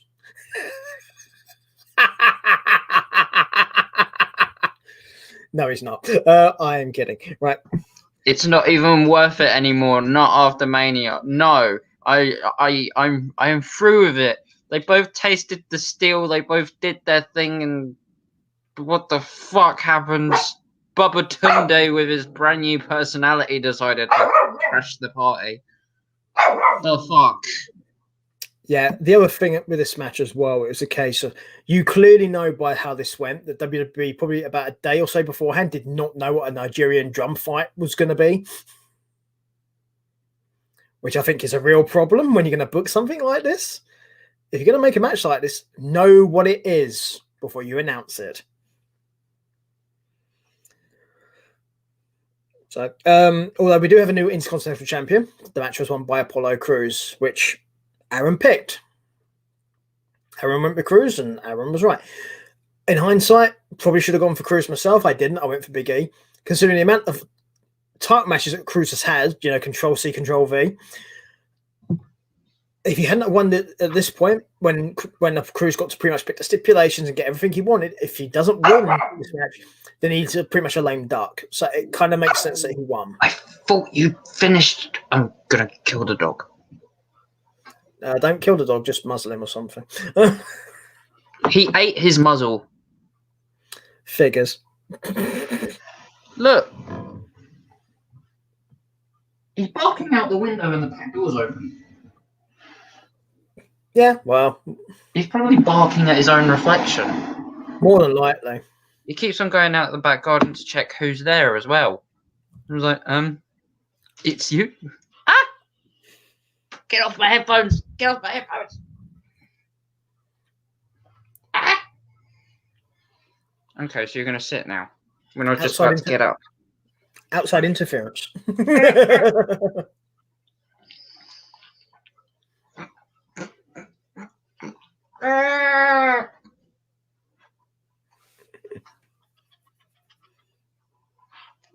Doggo clearly wanted fuss. He stuck his tongue up my nose. Yeah. I'm assuming the other reason we got comments earlier from Mr. Sackington was the fact of I occasionally will do run-ins on his Twitch streams and make comments and go. So I'm assuming that's why he turned up in this show today. So. No, I mean, he doesn't watch wrestling, so... Yeah, I'm assuming that's why he commented today. But we do appreciate it because, it's all good to have stuff like that. Stop it! So, yeah, the doggo's a bit excited, people. So, yeah, he needs to calm down. Ow! So, next up is the match. Is the match that didn't need to happen. It was pointless, served no purpose. Ow! And was actively damaging to people involved in it. It's The Fiend versus Randy Orton.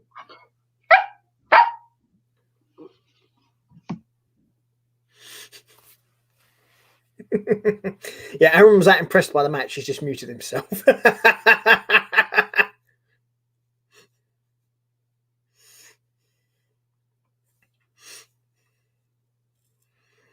Yeah, to be honest, you're not going to have any luck, mate. You might as well just leave it unmuted.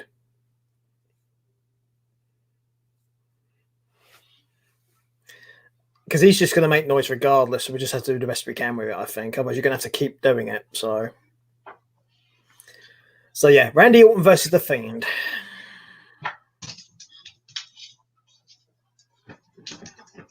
Yeah, pretty much, yeah. We both got this wrong, because anyone with any common sense would have expected the result we both picked. But we didn't. Yeah. Randy Orton won this match. And how many times has he RKO'd The Fiend before? How many times did The Fiend just jump back up? And how many times did he RKO him this time? Yeah, this is what I mean about actively damaging. It was not good. Also, coming down to the ring, Randy Orton had his "this is shit" walk. Because you could tell he was not happy walking down to the ring. He was not impressed. So apparently, after the match, we all know why. Yeah. I have been told since this match was changed very last minute for Orton to win. Originally, it was supposed to be The Fiend. So, yeah. Next, we go on. The Alexa thing caught me off guard. Oh, don't worry. We're going to get to the Alexa thing because there's more to do, that comes up on Raw. So we will talk about Alexa then. Yeah, I'd heard that she was leaving the whole Wyatt thing behind, but carrying it on, kind of. Yeah, it's dumb. Honestly. It is what it is. Yeah, dumb. Okay, we have the Raw Women's title match next, which is Rhea Ripley versus Asuka, and what should have been a very good match. What a pile of crap. And I don't blame either one of them for this. I think this match was just booked badly. Yeah. Bear in mind, this was like plan D of what they originally intended. Yeah. They can't really say much else, really. It was one reversal, a riptide, and the 1, 2, 3. Yeah, the only upside is Rhea won. The only upside is maybe we get a better match at Backlash. Sorry, WrestleMania Backlash, because we need to remind that it's the pay-per-view after WrestleMania. You're forgetting about Raw, but we'll get to that in a sec, right? But I picked Asuka to win because I thought she would. You picked Ripley. Didn't really mind who won this match, in all honesty. I like it. I like both of them. So, unfortunately, they deserve better than this abomination piece of shit. Right. I'm happy Ripley won. Yeah. The triple threat match for the Universal title. Roman Reigns versus Edge versus Daniel Bryan. Probably the only match on night 2 that actually did what it was meant to do and did it properly. Whether you like it or not. Yeah, exactly. Aaron clearly did not like this. But the thing is, they were trying to make Roman look strong, and boy, did they manage to do that. With the ending of the match, I mean.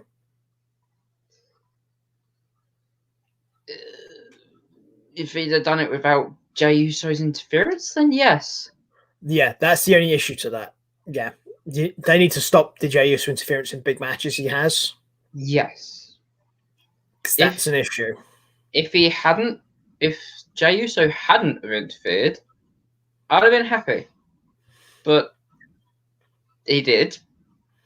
I mean, the only caveat, made Roman look crappy. Yeah, the only caveat you have it as a triple threat match. As a triple threat match, there's no disqualifications anyway. So his involvement was not breaking the rules. So from a storyline, from that point of view, it's fine. But he couldn't have been involved. Yeah, but I get it.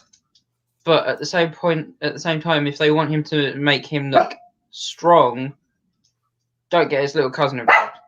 What would have made me laugh is if Paul Heyman would have got involved, like literally just pulled Roman's leg underneath the rope at one point or something, and Edge speared Heyman. I was just looking. At least that would have made sense. Yeah, I would have laughed if that would have happened. I would have just been, yes, thank you. Somebody's needed to do that for fucking years.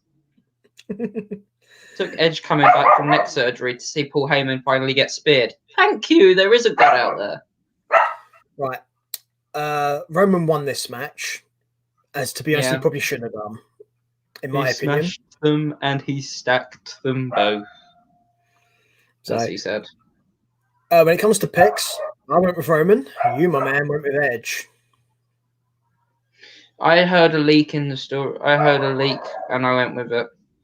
That's fair enough. You know, there's nothing wrong with what you pick. So now that we've got to the end of night 2, we'll tally up who won the predictions for WrestleMania. It was 6-5. This time, Aaron won. So between the two things, it's a draw. I won NXT and you won Mania. Never a bad thing. But speaking of bad things, Monday Night Raw.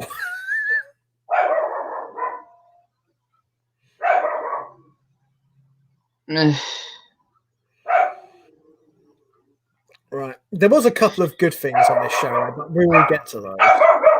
I just need to go grab something real quick. Okay. Sorry. That's all right. No worries. Do what you need to do. So.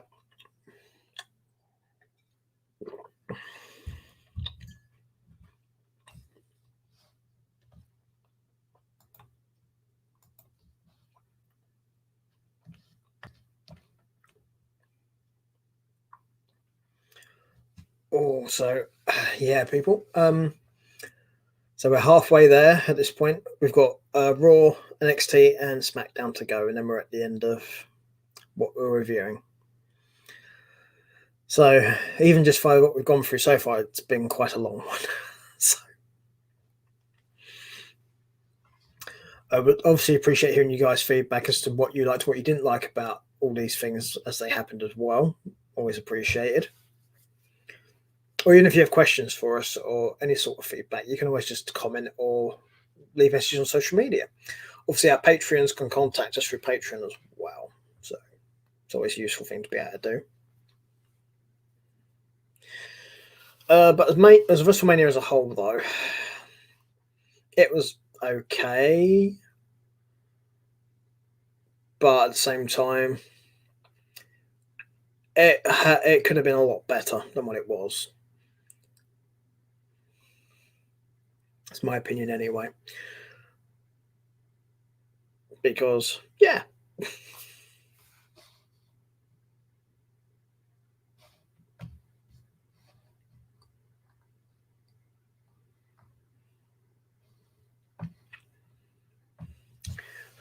Oh, just to keep you guys obviously abreast of what's going on this week as well.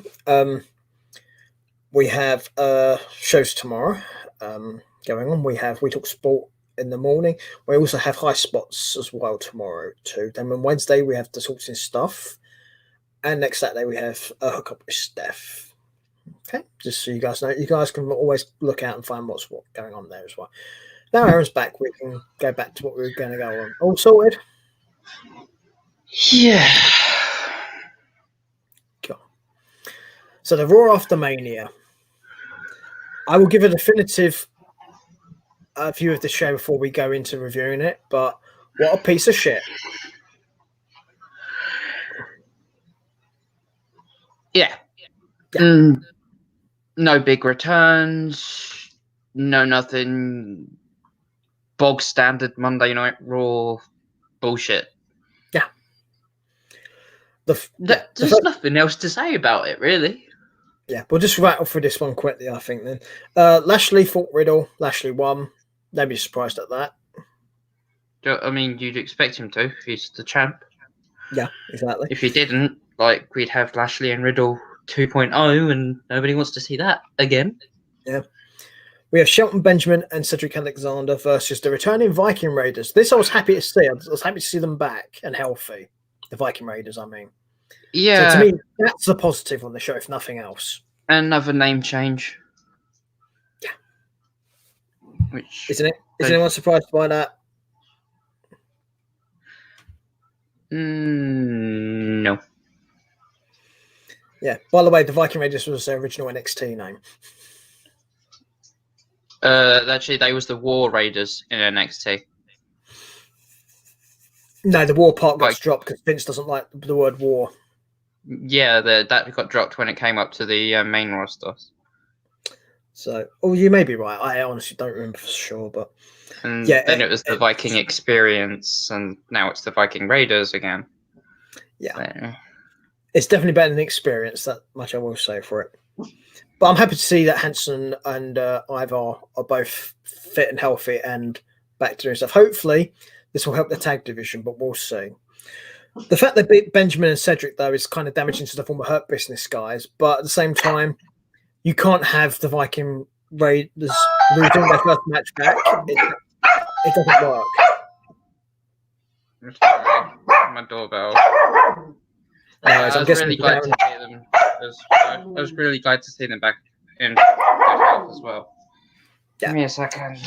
No, Aaron's probably just. I'm guessing this is Aaron's food. So just bear with him while he goes gets it. Because, we all have to wait. So yeah, it's always good to see people returning from injuries because that stuff can be really serious for wrestlers. So it was good to see Hanson and Ivar back, up and running and functioning, which is cool. Really happy about that. So I think Benjamin Alexander may be about to slip down the list of priorities because they're no longer in the Hurt Business, but we'll see. I'm hoping I'm wrong, but I doubt it, knowing the way WWE books stuff.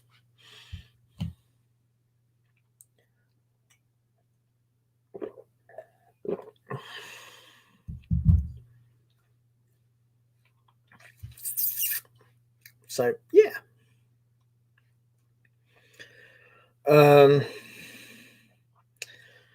Yeah, we also had some essentially rematches. Well, we had a couple of technically rematches from Mania on this Raw as well.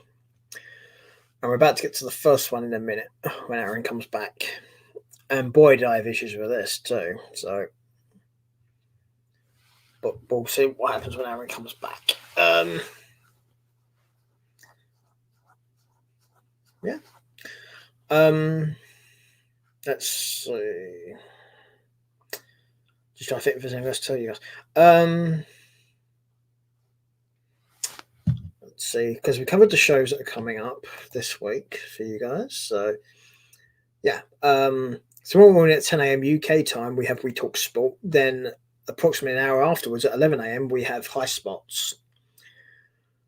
Salt and Stuff is on Wednesday at its normal time. That's back after a break of a week because basically we couldn't do it that week. Saturday is, of course, Hook Up and Stuff at 2 o'clock.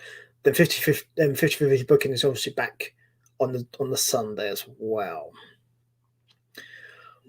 There may also be a Patreon show slotted in there as well. It depends on how the week turns out. We will see. But hopefully it's. But we do have a lot of Patreon shows for you guys to catch up on if you are patrons anyway. So there's plenty of stuff for there to check out. But now we are going to go onto the thing. Right. We're talking about there were technically kind of rematches from Mania on this Raw show, and we're about to hit the first one. Ripley versus Asuka.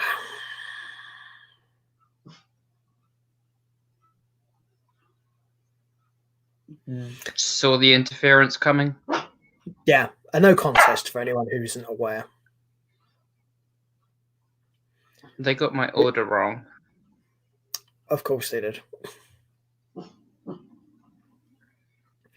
Did you make them take it back and get you the right one? Good, as you should do. Of course, who the interference was by was kind of obvious as well. They put gravy on my rice. Ugh. Yeah. That's disgusting. Yeah, Chinese as well. That's what I mean. That's disgusting. I know what that stuff's like. That is not meant for rice. That is disgusting.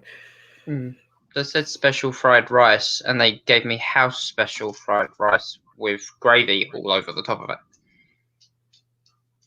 Yeah, that sounds the same. Yeah. And Right. Well, Especially after when you're having pad thai king prawns, just ugh, yeah. gravy and that nasty. Also, for those of you who don't know, Charlotte came back on this show. And didn't we know it? Oh With yeah. her Kill Bill outfit. So She looked yeah. like she was advertising for Schwarzkopf. Or Diamante or something. Okay. The next thing I have on my list is Alexa Bliss and Lily. So this is where we go off on Alexa Bliss. What the fuck was this? I don't know. I want the Lily doll though. Yeah, that actually looked good. I mean, I like the fact that it has skulls for teeth, and it kind of unsettled me a bit when it like actually moved and like went for the screen. I thought it was just zooming in on the doll, and then it kind of came alive, and I was like, "Wait, what the fuck?" I had to like rewind it for a second and watch it again because I wasn't sure what had actually just happened. It's the old Chucky scare from Child's Play. It's very effective if you can do it as a surprise. Yeah, and it was quite the surprise for me, to be honest. Yeah. I thought that I've not particular seen part. Chucky. Have you not seen Chucky? No. All right. If you anyone who wants an idea of this who hasn't seen Raw, basically any of the Chucky films, the Child's Play films, that's pretty much what happened with this doll. I've seen it before. Yeah. So, but at the same time, it did what it needs to do, but it wasn't great. But yeah, as you said, the best thing about this segment was the doll, and we both want one. I know somebody else who would probably want one as well. Oh, I can think of somebody else who probably does too. Yeah, because it would go very nicely with Boo. Yeah, that's the one. Yeah, and Reaper. We both think that basically Steph would want one. So... what you need to do on next Saturday's hookup with Steph, you should get a picture of Lily and show Steph Lily. Yeah, I might try and do that. Actually, that's a good shout. And say, Aaron says you have a new love in your life. She goes, what? And then you go, yeah. She's making a frequent occurrence on Monday Night Raw at the moment, and show her the Lily doll. Well, it makes sense because obviously with Steph having done the special that we did the other weekend, so it does tie in quite nicely. So that's actually quite a good shout. I might try and do that. I'll see what I can sort out with that. The next thing was actively damaging. Actively damaging should be a reoccurring phrase on this show. We should count how many times we say it in like a single episode. In fact, the next two things are actively damaging. This one, however, is the Miz and Morrison versus Damian Priest in the handicap match.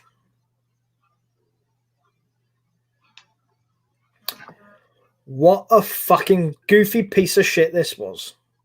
It was certified bullshit. Yeah. I mean, yes, technically the two men should always beat this one man on his own, but it's the Miz and Morrison. Hey, just no. Yeah. Also, way to keep Priest's momentum going. Yeah, way to keep Priest's momentum going after the run he's had lately with Bad Bunny. That was real clever. Yeah. Okay. Talk about the next actively damaging thing. The women's tag titles were defended by Jackson Baszler against Mandy and Dana. This was actively damaging, as in, oh, we've decided we don't want to fight you anymore. We're going to run away. Mm-hmm. Okay. It works if you're a heel team, but Mandy and Dana are faces. Well, from what I've heard, they might be turning heel. If it leads to that, then maybe that makes sense. But as it stands now, they're faces, so it doesn't make sense. Mm. See. The next thing I have is basically a segment which sets up the main event later, which is there's a segment with McIntyre, MVP, and Strowman.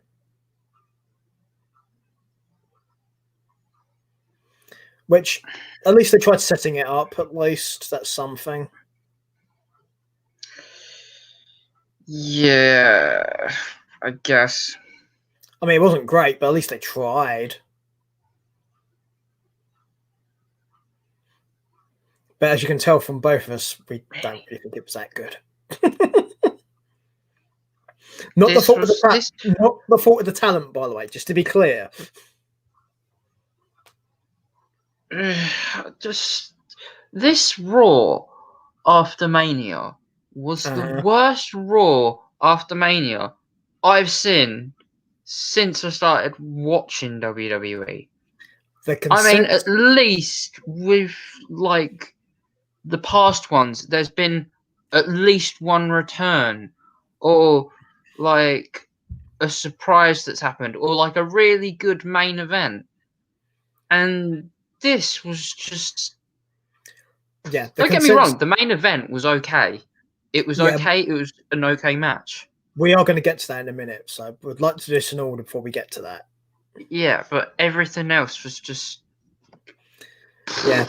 Next one after that segment was the New Day versus Elias and Riker. New Day won, as they should have done. Easy, straightforward, dumb. Then I have the Firefly Funhouse match, where apparently the Fiend doesn't give a crap about anything, and it's just, it's alright, I lost, I don't care. Essentially, that's pretty much how that came across. I mean, to be fair, the Fiend character shouldn't care about wins losses, just care about hurting people. But that's not how he's booked. No, it's not. And yeah, they've ruined me. It's just ridiculous. They had fucking gold and they've thrown it down the drain, fucking tried to fish it back out and polish it off with a piece of shit and then throw it back down again. Yeah. Whatever they do now, it's not going to matter. Nobody's going to fucking care. No. And as a result of this, they've actually, it's not even just the Fiend that damaged us in Bray Wyatt. This has damaged Alexa, and this has damaged Randy Orton as well. Yeah.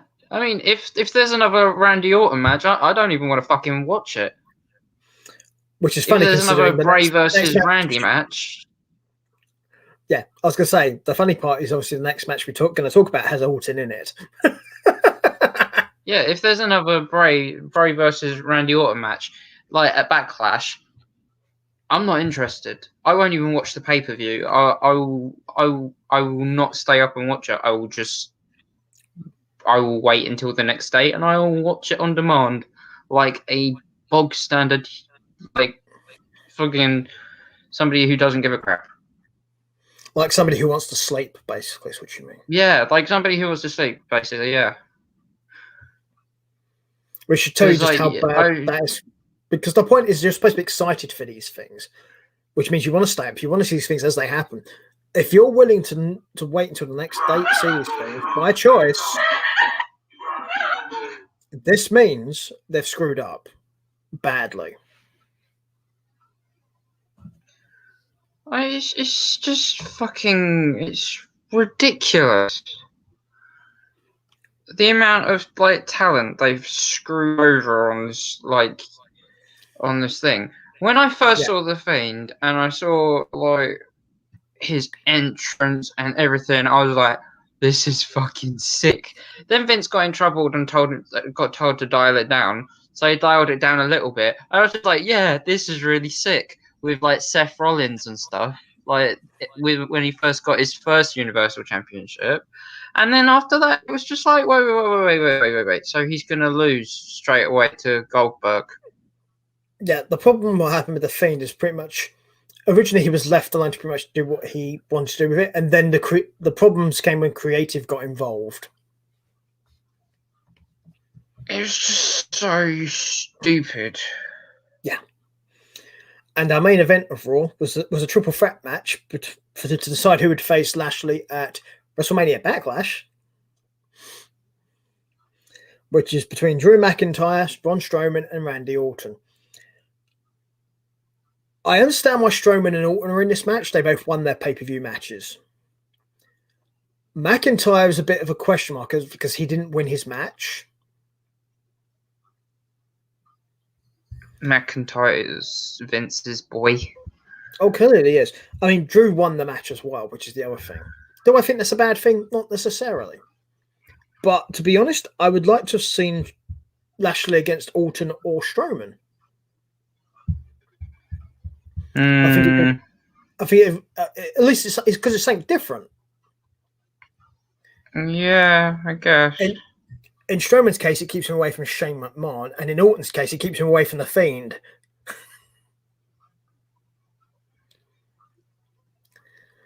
You see what I mean? It's a plus on that regard.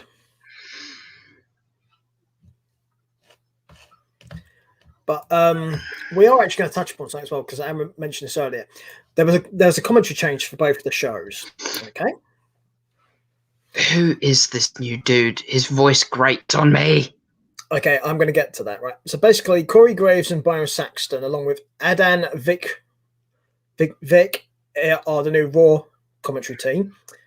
And Smackdown, we'll get to when we talk about Smackdown. So Adan Vic, for people who don't know who he is, such as Aaron here, basically he works for MLB Network, basically it's baseball. He has a background of working for ESPN and TSN. Basically, he's a sports commentator, just not wrestling. I could tell from his voice that he'd done commentary before. Yeah. But when it came to wrestling, he just pissed me off. He was talking over the other two guys, and I was just like, is this new guy just overexcited? Because he seems like he's got a hard on in his chair, and he just don't know what to do with himself right now.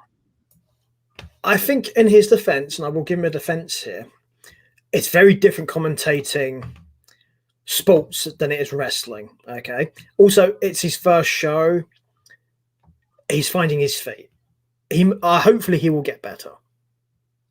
Hopefully he dials it down a bit, because like he was treading on everyone's toes on the commentary. I'm surprised like Corey didn't tell him to cough. Probably did in an ad break. Well, you do get the backstage producers talk to them in the headsets, so just to be clear. But this is probably one of those very rare shows where Byron Saxton was at least the only commentary person in a show.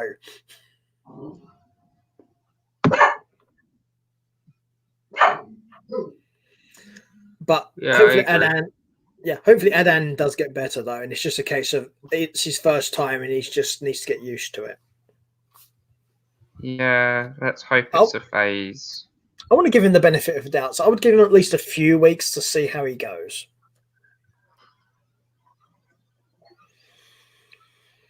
Right. So the next thing we go hope, to, can't we? Yeah. Our next stop is NXT. So this is the fallout from Takeover.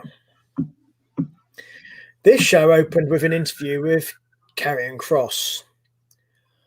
This interview made no fucking sense.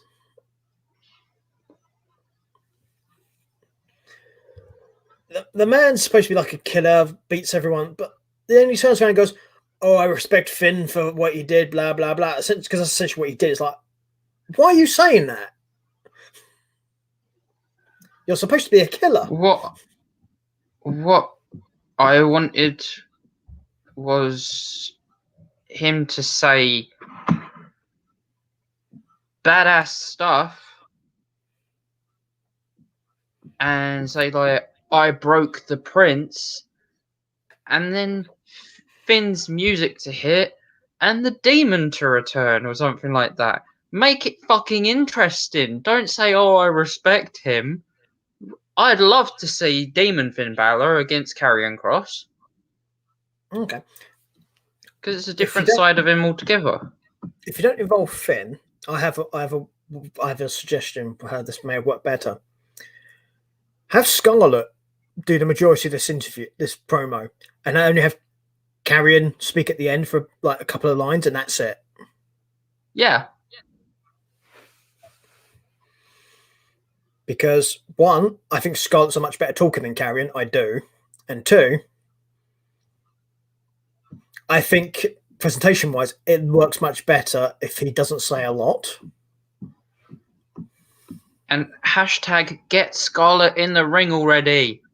Oh yeah, I've been banging that drum for a long time because that girl is talented, and yet they're wasting her by not having her do anything in the ring. She's a great manager. She's a great manager, Yeah, but absolutely, get her in the ring. Come on. She's a better. The thing is, for those of you who think she's a great manager, she's a better wrestler. Yeah. And if you don't believe me, go watch her in Impact. Okay, that should give you a very good idea of what I'm talking about. She could give Io Shirai a run for her money. There you go. It gives you an idea of the kind of level you're talking about here. Hell, I'd even like to see her make a debut against somebody like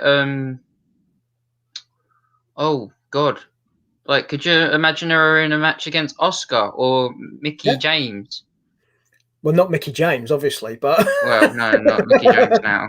Sorry. But, I mean, if she was still there, you would be right, absolutely. But yeah, her against Asuka, her against Bianca, her against Sasha, Bailey. What I wanted was when they had the nice little emotional moment where all the women's champions were sat in the ring. Oh, we're going to get Scarlett's music to hit then, and her to place like an hourglass on the ring of her own. I was so pissed off with that segment. We'll get to we will get to that, and I think your idea is much better than what they did. Yeah, I wanted somebody to come out and lay down a fucking gauntlet to all three of them, and I wanted it to be Scarlett, not this fucking bougie bitch, whoever like she is. I know she's had like good like wrestling in the past, but I only watch WWE, so yeah. And you've got me fully invested in Scarlett now, so that's our funeral. Yeah, I mean, I've kind of beat that drum to Aaron quite a bit, and I think Aaron's kind of understood where I'm going with that one. So yeah, Scarlett. Yeah, Scarlett all the way. So I'm very clear about who I support and why I support them. So, and if Carrion goes up to main roster with Scarlett without Scarlett even touching a toe in the ring herself, I'll be pissed. Yeah, it's weird. I mean, not being funny, what would make sense to me at some point if they're going to do it? Obviously, it wouldn't make sense at the moment. But have Gargano and Candice LeRae against Cross and Bordeaux. Yeah. I mean, the problem with Gargano currently is the North American champion and Cross is the NXT champion, so it kind of probably won't happen. But something like that would be good because you can have them then. I got a way they can do it. There's something that WWE loves to do: champion versus champion match. Because they don't really do like the whole script. They don't really do the whole scripting thing. They think, oh yeah, we've got two champions. Fuck it, let's pin them against each other. See who the superior champion is. And then don't let the women get involved.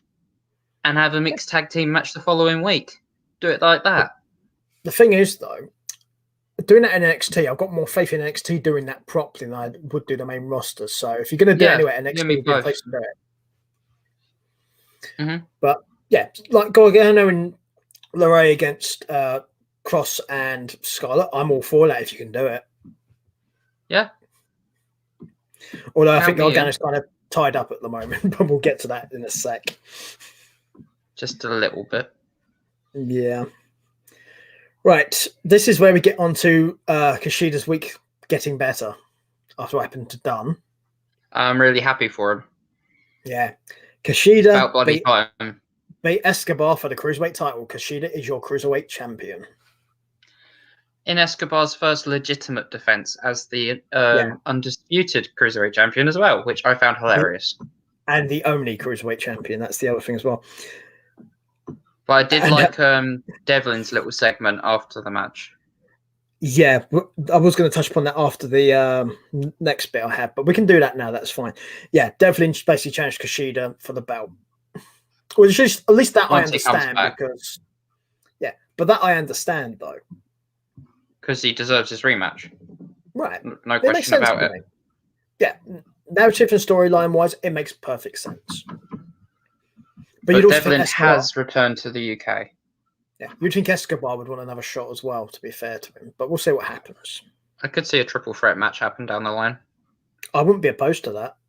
I wouldn't. I think it'd make a better ladder match as well, to be fair. Yeah, that's a good shout. Well, I'm not sure you want Kushida with a ladder if you're the other two guys. FYI. No. I did like Kushida's nod to Jushin Thunder Liger wearing the Time Splitter outfits. Yeah, good old Jushin. Yeah. So a very talented wrestler who, if you're a WWE fan, you pretty much only saw in NXT when he fought Bruce.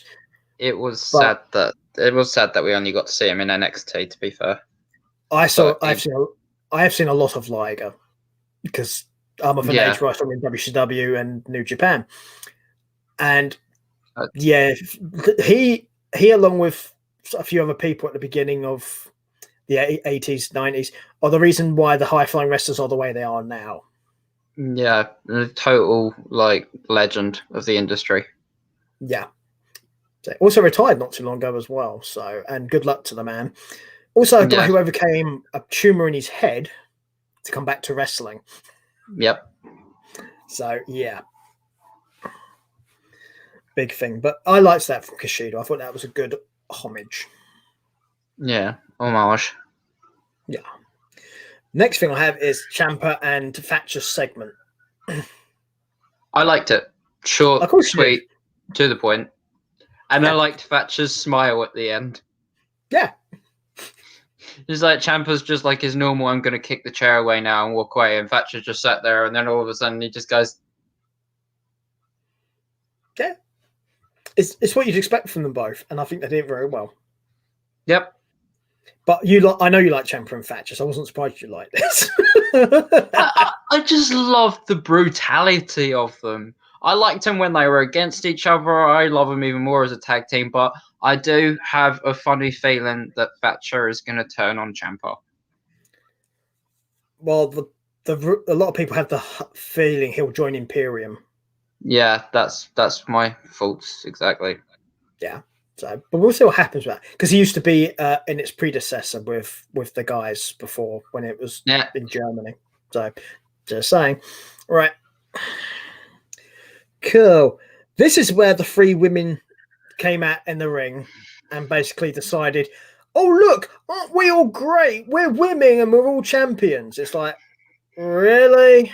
It's like NXT just decided they wanted to waste 5 minutes of the show. And it served no purpose. But like I said before, if they'd done what you said, sentimentality, sure. Yeah, but not being funny. Why didn't you do that on Raw or Smackdown? Because they waste enough time on those brands already? Okay, maybe Raw. Raw's got 3 hours to kill. Yeah, but I think because like NXT is also, like the startup brand. Yeah, Raw after WrestleMania as well. Yeah, I think there would have been a massive pop for Ripley in the Thunderdome. Right.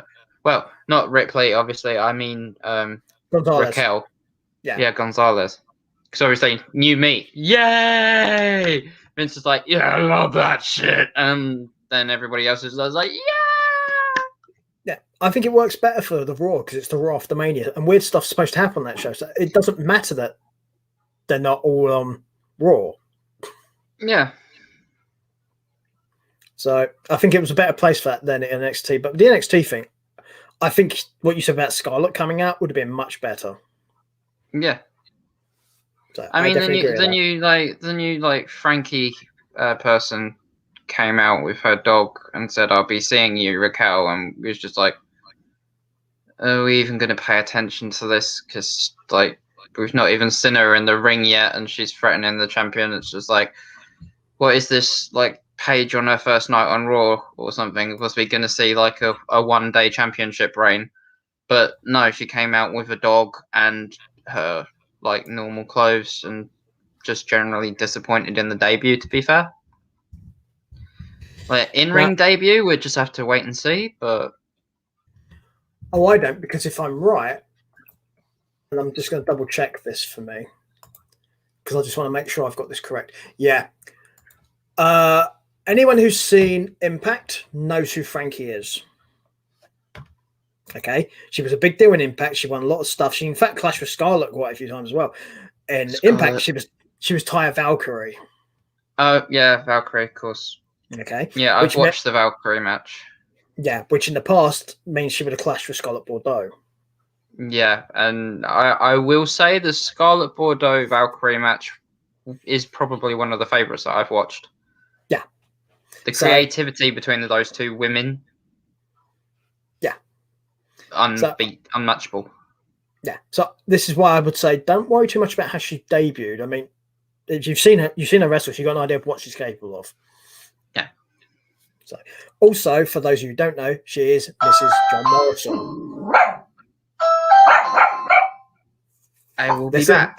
Let's see if I got it right this time. Two.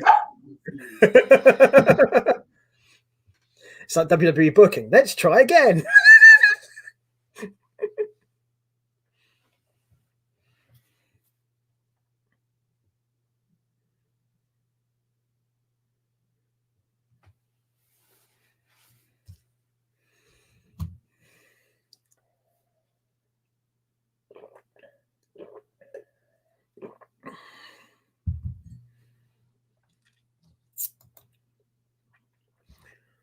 Oh, well, hopefully you guys are all right keeping up with what's going on, because there's a lot going on.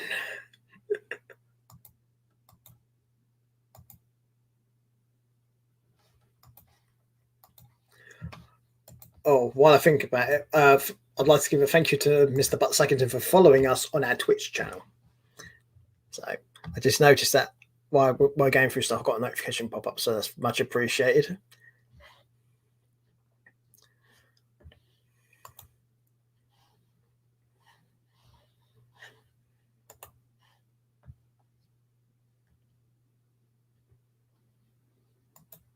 And we will see how it goes.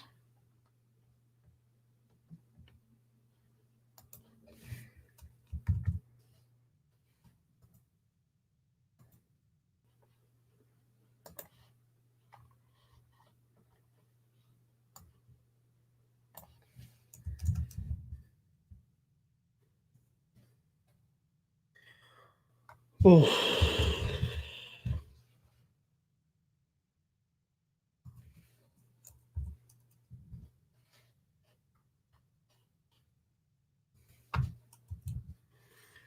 So yeah, a lot going on. So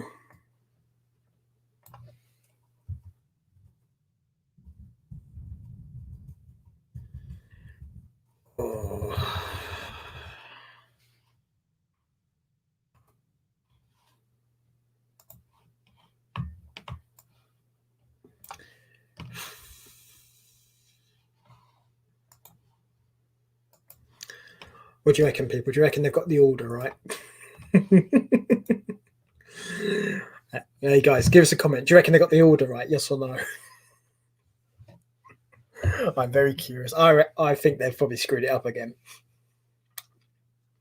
So if you guys want to tell me what you think, I'll be curious to know. So do we think his order's right this time or not?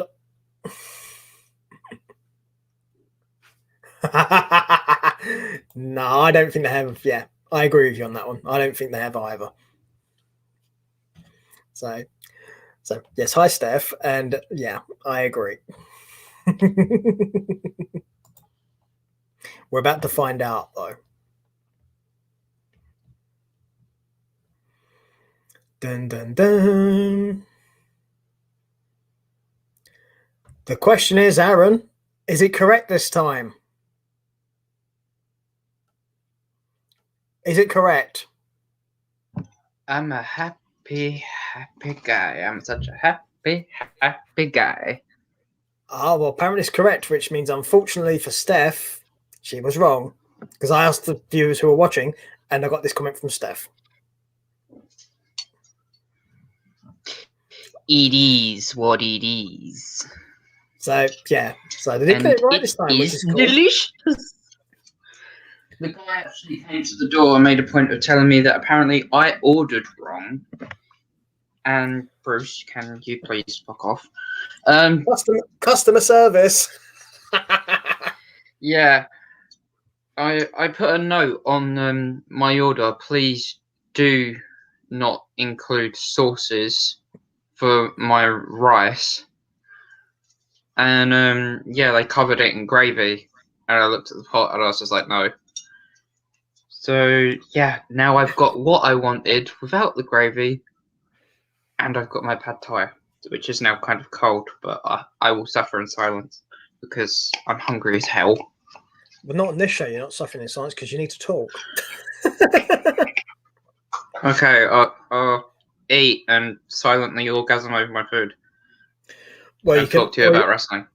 Or you can enjoy Roderick Strong quitting NXT.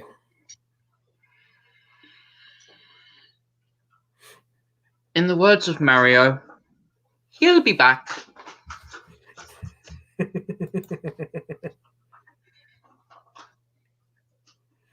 I think that's fair. It's accurate, to say the least. Yeah. I mean, just look at WrestleMania with The Fiend. Yeah. Look at The Fiend in general. Well, look at Lashley. Lashley McIntyre. Strowman Shane. I'm actually looking forward to the part where Bo Dallas will turn around and say, yeah, for the last 2 weeks of my work for WWE, I dressed up as my brother in the Fiend costume. That'll be on his resume when he's looking for a new job. Yeah, last thing at the bottom, Fiend standing. Mm-hmm. Cool. The next thing I have is a match. Swerve Scott defeats our boy Ruff. It's what happened after the match that actually I enjoyed more than anything.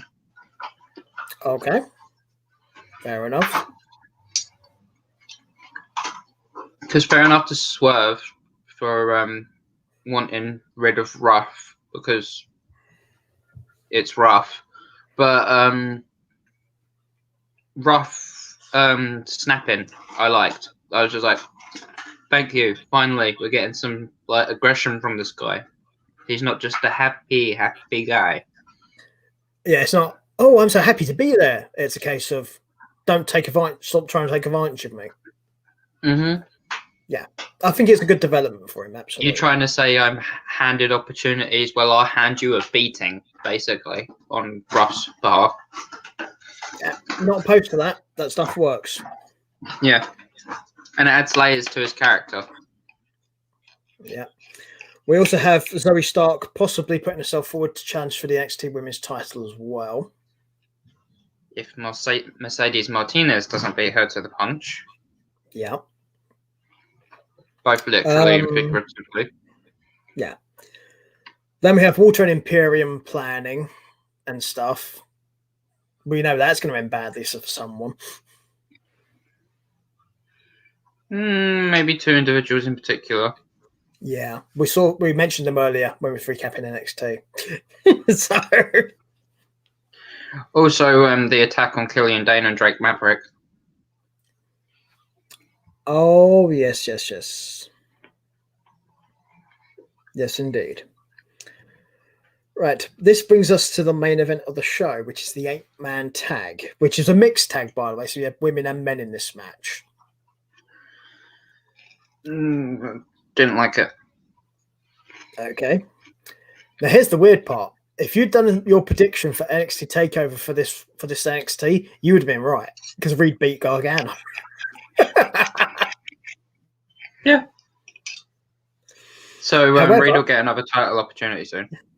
I would think so. However, I suspect you're more interested in the fact of what happened with Dexter Lumis and Indy Hartwell. Not really. Well, Dexter's your favourite. Yeah, but after what happened when he took Theory last time, this time I'm thinking, so what's going to happen this time? Is she going to come out in PJs with a bag over her head next week? No, I think it'll be different because if you notice, when he took her, she was doing all thumbs up and smiles. She wasn't like what happened with Theory. I think she'd turn against the way. I wouldn't be surprised. I'd be happy if she did. It might end up being more beneficial to her, to be perfectly honest. And that's not a knock on the way. I just think Indy might be better off away from them. Mm. So I think you got a point there, definitely. So, but that ends us with NXT, which brings us to SmackDown. And before we start SmackDown, I'm going to say, stop showing the UFO clip of Rollins and Cesaro every 5 bloody minutes. You watch, they play it first next week just to spite you. Yeah. It's a fun, great move to see, but not for every 5 minutes for 2 hours. Which is essentially what it felt like. Mm-hmm. So, but our first match on the show is Rey Mysterio versus Otis. And I was shocked by this. What, about who won or the match happening? By who won? Well, that part didn't surprise me. I was surprised the match happened, though. Mm. Me, personally, I would have preferred it to be Gable and Mysterio. Well, I know we know what it's like to want, don't we? Yeah. But, yeah. So, Ray won, for those of you who couldn't guess. And to be honest, probably should have done. I will say I did like his kind of crucifix bomb / pin. Yeah. But he's done his shoulder was off the mat. Yeah. The camera angle was terrible. Yeah, it's the problem when you're the size of what Otis is, as far as his stocky build goes.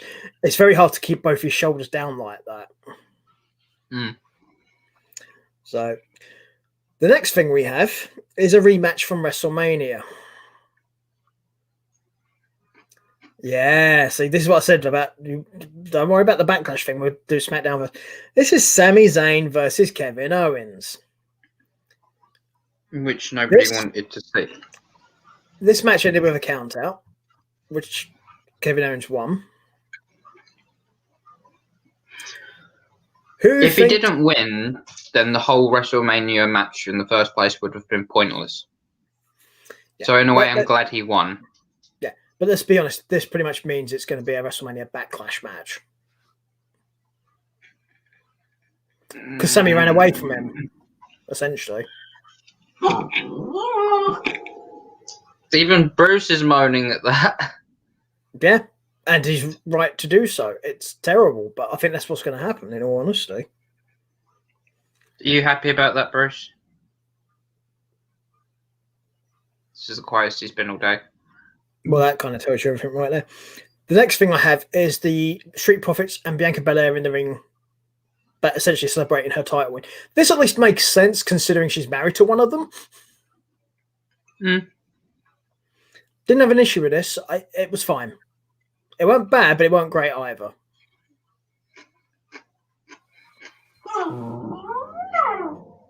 Put this way, this made more sense.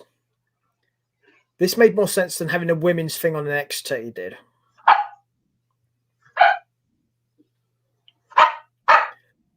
And immediately straight after this Street Profits Bianca Belair thing, there was a backstage interview with Sasha Banks.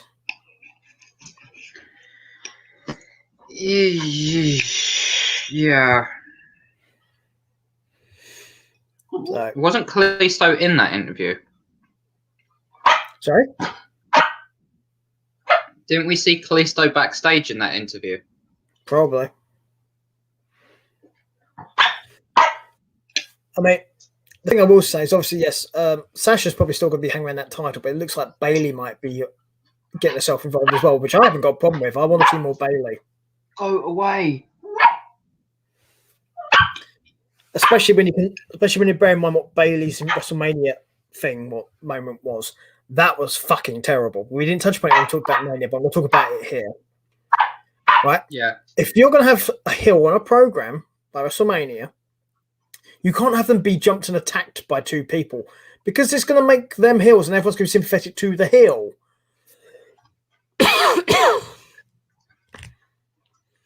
For those of you who don't know, that was the Bella Twins. You can look, but you can't touch, apparently. Unless you're Daniel Bryan.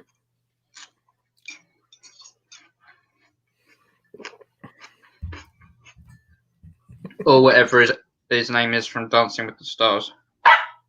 Yeah. Steph's probably the best person to ask about that. Well, considering what her YouTube picture is, yeah, probably. She's a Bella fan. Exactly. So Artem is his name. that sounds about right. I think. Next thing I have now is the Dirty Dogs against the Street Profits. I'm going to do something about this in a minute, and you won't like it. Go away. Which, let's be honest, this match should not have ended the way the result of this match is wrong. Yes, I agree. Completely wrong. I mean, like, not the worst way it could have ended, but just crap. Aaron, just to clarify, Steph's let us know what Nikki's fiance's name is. I was right. Yeah, cool. Thank you, Steph. Do you know the only reason I know that? I'm sure there is a reason you know that. Are you a secret Steph Dancing is with the the Stars reason fan? I know that. Yeah, I'll say, are you a secret Dancing with the Stars fan? Are you? No. That's fair enough. Right. And the next thing I have, this made no bloody sense to me whatsoever. Natalya defeats Shayna Baszler. Why? I do not understand WWE's insistence on beating Baszler all the time. It makes no bloody sense. I think maybe they're trying to get Baszler ticked off with pairing with Nia for when Ronda returns. Like they have an argument backstage, and then all of a sudden Nia pushes Shayna over, and Ronda turns. She turns around, Ronda's standing there, and she punches her in the face. Helps Shayna up. Well, I don't have an issue with her punching Nia in the face. No, I don't either. So, but yeah, hopefully this is just story building, but it's not good otherwise. And the SmackDown main event was Cesaro versus Jey Uso.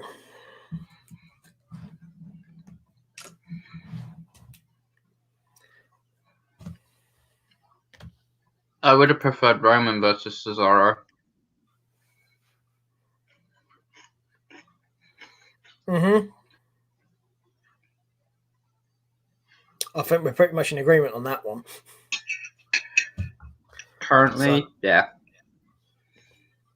I think the reason it wasn't Roman and Cesaro, in all honesty, I think that'll be the Backlash match. See, I don't think it will. I think they will build up to Cesaro versus Roman. I don't think the match will be on SmackDown. I think it will be a Backlash match. No, I don't think it will. I think it'll be Seth versus Cesaro. No. Don't think. Or Cesaro gets injured and Nakamura takes on Roman. Well, that makes no sense either. Nakamura and Cesaro are friends. But to be fair, it's WWE booking, so, you know, there is that. But going back to Stephanie's comment. Yeah. Well, Cesaro won that match by disqualification anyway. Yeah, so, that should be interesting to see whether or not Jey Uso goes after Seth Rollins next week. And maybe we have a number one contenders match between Seth, Jay and Cesaro. I'm wondering if at some point we'll also get Jimmy finally surface as well. Because it must be I've been due saying it anytime. for a while because he is medically cleared. Yeah. We'll have to see what happens, I think, on that one. So, but we've actually finally got through the entire last week plus of actual reviews and stuff. So, yay! Literally, as my food fell off my fork. Exactly. So, so the question is, as we always ask Aaron, do you have an NXT UK review for us? Or was the bit you said earlier pretty much it?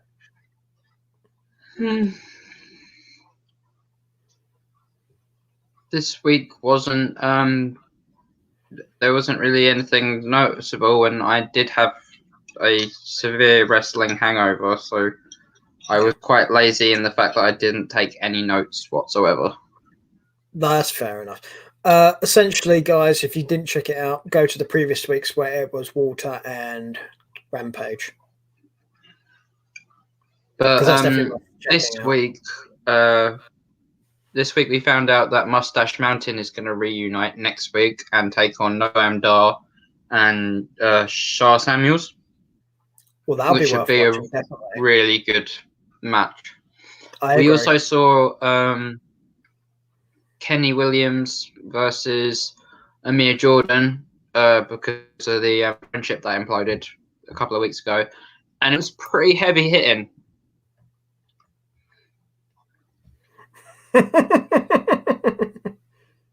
I'm assuming she's talking about Jimmy. Yeah, probably. So, yeah. I mean, Uso is a relative term in Samoa anyway. Everybody's called Uso. Well, if you've ever heard the Usos being interviewed, they call everyone Us. Yeah. So, yeah, it makes sense. So, The Rock does the same thing. Yeah.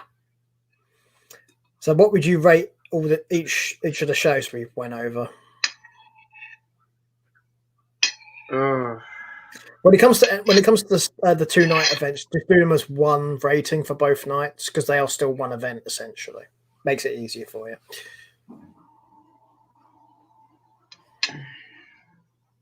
I hate this dog. Stand and Deliver 8 out of 10.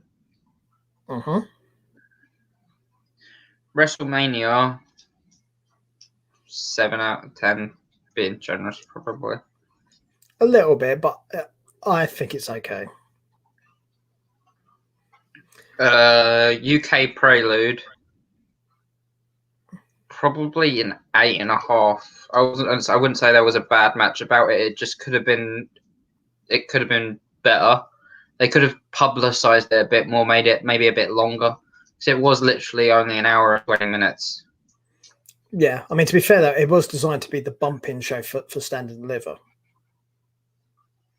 Yeah, it was supposed to be, but there was kickoff shows for both nights of the Takeover anyway, and both nights of the WrestleManias. Yeah. And they were just talking about each match, and it was crap. Yeah, this is so what I was expecting like a kickoff show match, and I was just like, well, this is disappointing. Particularly for WrestleMania, this is why I didn't understand why they pulled the Battle Royals, because, like, seriously, you could have just had them. I mean, you didn't even have the women's Battle Royale this year. Well, that's why I said Battle Royals plural, because you could, I mean, they had the men's one, but you could have had them both as pre-show matches. But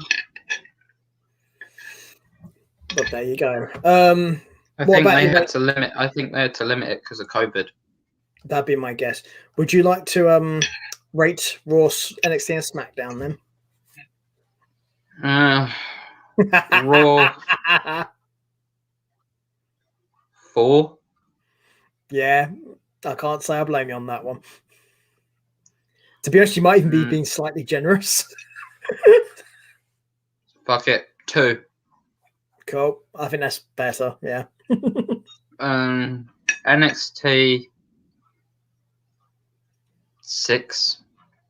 Yeah, I'll go with that. I'd say 5. But Kushida's win for me probably just pushes it past the 6.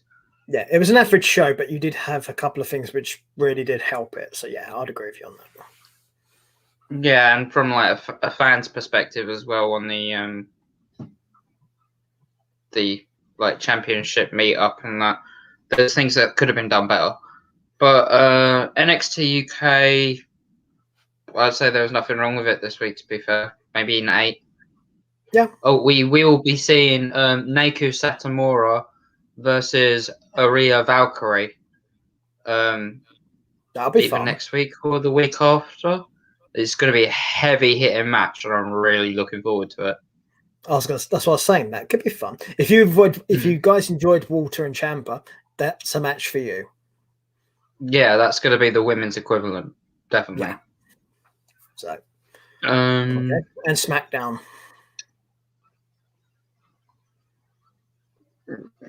It was better than Raw by only just 3.5. Yeah, I think that's. There was no returns. There was no like. Where's the big returns? Where's the big surprises? I mean, last year for the year before last, for God's sake, you had Bobby Lashley return. There's always usually something on those. Yeah. In the week, particularly the Raw after WrestleMania, and there wasn't this year, which kind of did have an issue. There wasn't any returns at WrestleMania either. No, because like you had like last year you had like a couple of years ago you had the Hardy Boys return, and you just got that rush, and you was like, oh my god, what the fuck? These guys haven't been in the business for. Because like nobody knew about it. It was like kept so like under wraps and everything. Yeah. Yeah, there is that. Right. There's a couple of things we will touch upon before we disappear, though. One of which being this was obviously the first week that NXT was now on a Tuesday instead of a Wednesday, so it was unopposed. There was no wrestling show against it. It drew 800,000 fans for viewers. So definitely an improvement. And this was like my as if my sleeping pattern was fucked already.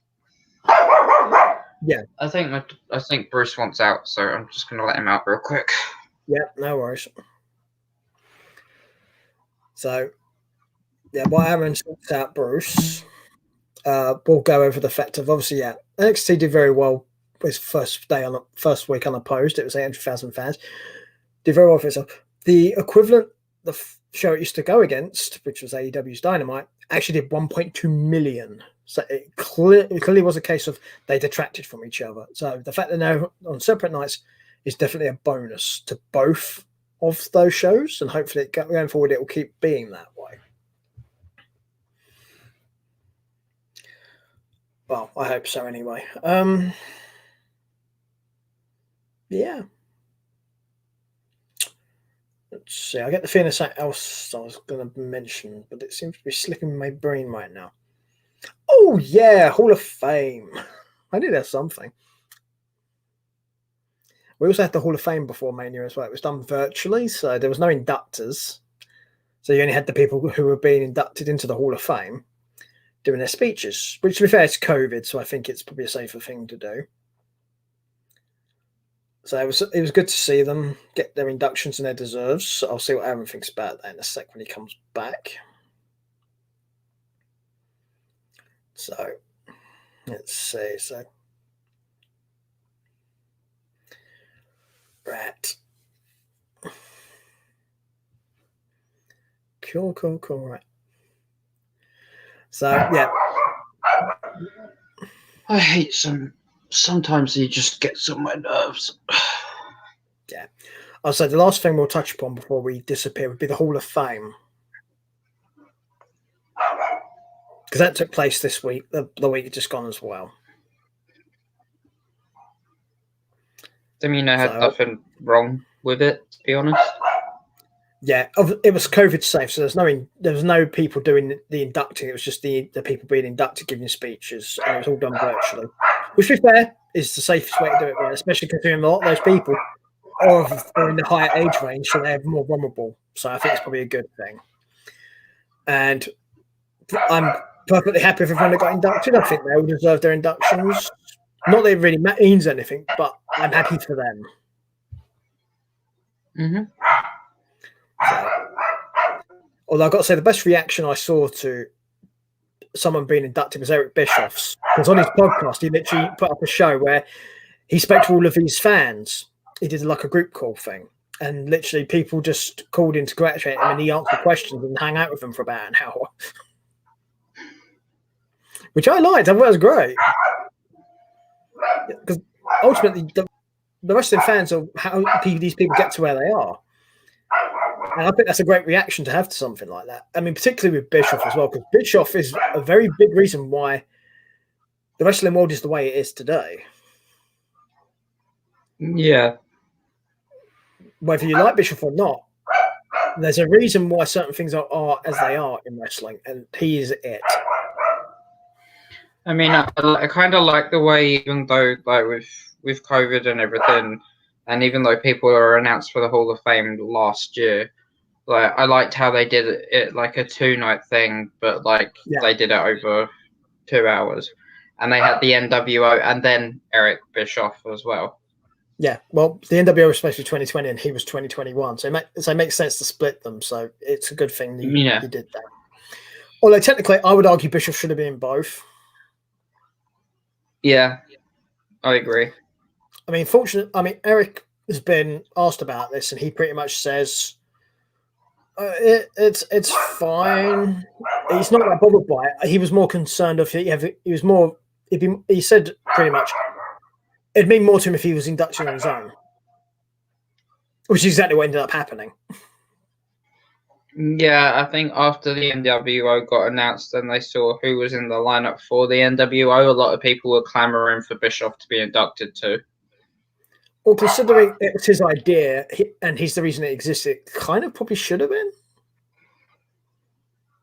I mean, I will say one thing that I was a bit, not annoyed by, I'd say disappointed. Because you had the Legacy Hall of Fame inductees. Yes. I do believe Luke Harper should have been inducted into the Legacy. As a legacy. Yeah. John Huber. Yeah. So, yeah. I think that's probably a good shout, in all honesty. That would have been a nice touch. Like, I was waiting for it. I was like, okay, Legacy, come on, John Huber. And nothing. And I was like, oh, that's a bit. I know he went to AEW as Brody Lee, but he was still a huge part of the WWE for quite a substantial amount of years. Yeah. Also, they did acknowledge his passing on WWE programming as well. It wasn't like they ignored it. Yeah. So maybe it'll be next year. I don't know. Maybe they just thought it was too soon. I don't know. Possibly. What was the weirdest part, though, is that Batista pulled himself out of his Hall of Fame induction. Yeah. Which is weird, considering because he wanted fans to be there. Yeah. Because it's a virtual thing. So that's essentially why. So I can understand one, because I think the Hall of Fame is one of those things that's definitely better when there's fans. And everybody's there in their suits and ties and bits and bobs. Although I will make this point. Considering Hogan was there, I'm not so sure that would have gone very well either, considering, bear in mind, Hogan and Titus O'Neil were the hosts of WrestleMania. Hogan got booed.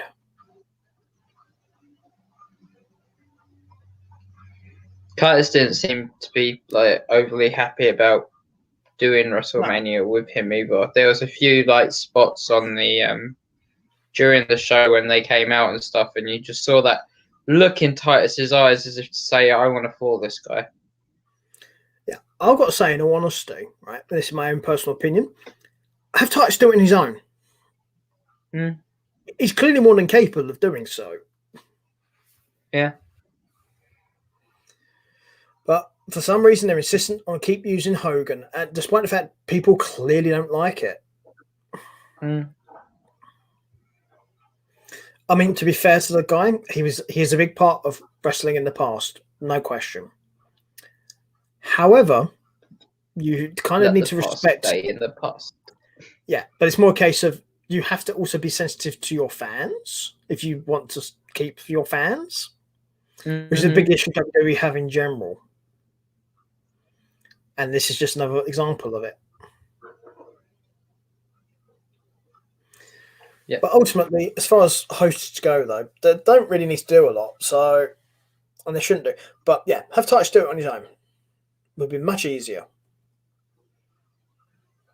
I mean, you mentioned before about the Hardys coming back at WrestleMania.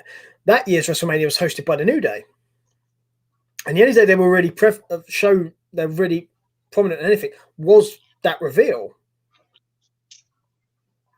And that's when you want someone like that, because their reaction helped make their surprise work. Yeah, I mean, the fact that they came out in their ring gear as well when that happened, and they said this ladder match has just become a fatal four-way. You was just like, oh fuck, they're the hosts, aren't they? So they're just going to interject themselves into the match. Oh, I think it was very intentional. And yeah, and then the Hardys music started playing, and we were just like, wait, what? When did these guys resign? Yeah, I'll go to that in a sec. But obviously, Stephanie's just said this, and she is quite correct. The WWE is booked for an audience of one, and that is Vince McMahon. So, but here's the funny part. The reason why the Hardy thing was such a surprise is literally the night before they had faced the Young Bucks in Ring of Honor. Yeah. So, yeah, that's why that was a surprise, because nobody really saw that coming. No. Also, the morning before that Mania appearance, they were doing signings at comic book like a con or something. I can't remember what it was, or a convention. And people would ask them, and they both Matt and Jeff were both going, "No, we're not going to be there." And to be fair, it's good that they lied about it, because it works so much better when something is actually a surprise like that. Yeah. Could you imagine if everyone had known how flat that would have fallen? Oh yeah, would have been as dead as AJ Styles' debut. Yeah, that's bad. That's bad camera positioning as well. So yeah, when AJ's making his debut, don't show Roman Reigns. We don't care, right? Show me AJ. Show me the shiny new plaything that Vince has got. Exactly. Show me that new shit. Yeah. But yeah, it makes you wonder sometimes about some of the stuff they do. So, but here's the thing with WWE particularly, right? I'm a big fan of surprises in wrestling. Don't overdo them though. But every so often, give us a good surprise. I like surprises in wrestling. It's a good thing. It's a good thing. I was expecting, like, after the Raw Women's Championship match, I was expecting Rhea Ripley to, like, raise the title and then, like, things to go a bit quiet, and then her to just, like, look up to the ship and see Ronda Rousey standing, like, in the captain's nest or something like that. What they could have done. Like, a big shock. Like, something like that. Yeah. I mean, what they had a whole ship there. Use it to your advantage. Oh, absolutely. What they could have done, yeah, it wouldn't have been as big a surprise, but it still probably would have worked, is they could have had Becky do it, because Becky was there. Yeah. It wouldn't be such a big surprise, but people would like it because people like Becky. Yeah. So it does work. But yeah, if you can have somebody just turn up as a surprise like that, like if you did that with Ronda, it works because people like surprises when it comes to wrestling. It's something and we know that Ronda's. Sorry, go on. We know Ronda's still under contract. Mm-hmm. But what's she doing? She's sat at home twiddling her thumbs currently. Well, the original reason she departed was to try and start a family. No idea what's happening with that. To be fair, not my business. Mm-mm. Wouldn't want to get in the baddest woman on the planet's business anyway. Oh, it's not so much that. It's a simple fact of the matter. That's a private matter between her and her husband. That's not my business. No.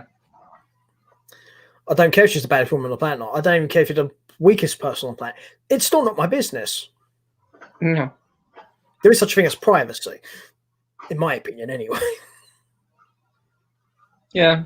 I mean, if all people respected privacy, we'd be living in an ideal world. Unfortunately, we're not, though. But yeah, the thing with the surprises, though, because this is why I mentioned the surprise thing. This is one of the reasons why the Raw After Mania had issues, because there was no surprises. Nope. There wasn't even a surprise at Mania to get us through the first week after WrestleMania. Right. Because normally you get at least something. Yeah, like somebody returning from injury or something. Yeah, and all due respect to the Viking Raiders, it's not them. No. They had a return from injury and a name change. How many times have they changed names since they got to main roster? Yeah. Too many is the honest answer. Yeah. So just I'm glad they're back to fighting stance, and I hope and wish them all the best in their future endeavors on Raw in the tag team division. But they are give not us something else. Yeah, they are not the surprise you'd want for a show like this. You need like a Lesnar. You need something to make you stand up and say, "What the fuck?" Yeah, you want like a Lesnar or a Rousey or something along those lines. Yeah, and if we have to wait until after Backlash, then I'm just gonna get bored in the meantime. I know, get the name right. It's WrestleMania Backlash.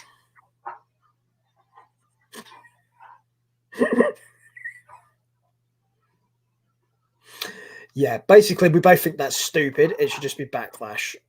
Considering it's like, what, 3-4 weeks after Mania? If it was like the next week, then maybe I'd understand it. But 3-4 weeks, really? And you're going to call it WrestleMania Backlash? You might as well just call it Rerun. From what the card's going to end up looking like by the sound of things. Well, that's the thing, though, with previous Backlash pay-per-views, and you kind of touched on it there. A lot of them are literally usually WrestleMania rematches. Even though we've already seen 2. Yeah, if you go back in the history of Backlash pay-per-views, they are usually WrestleMania rematches, a lot of those matches on those cards.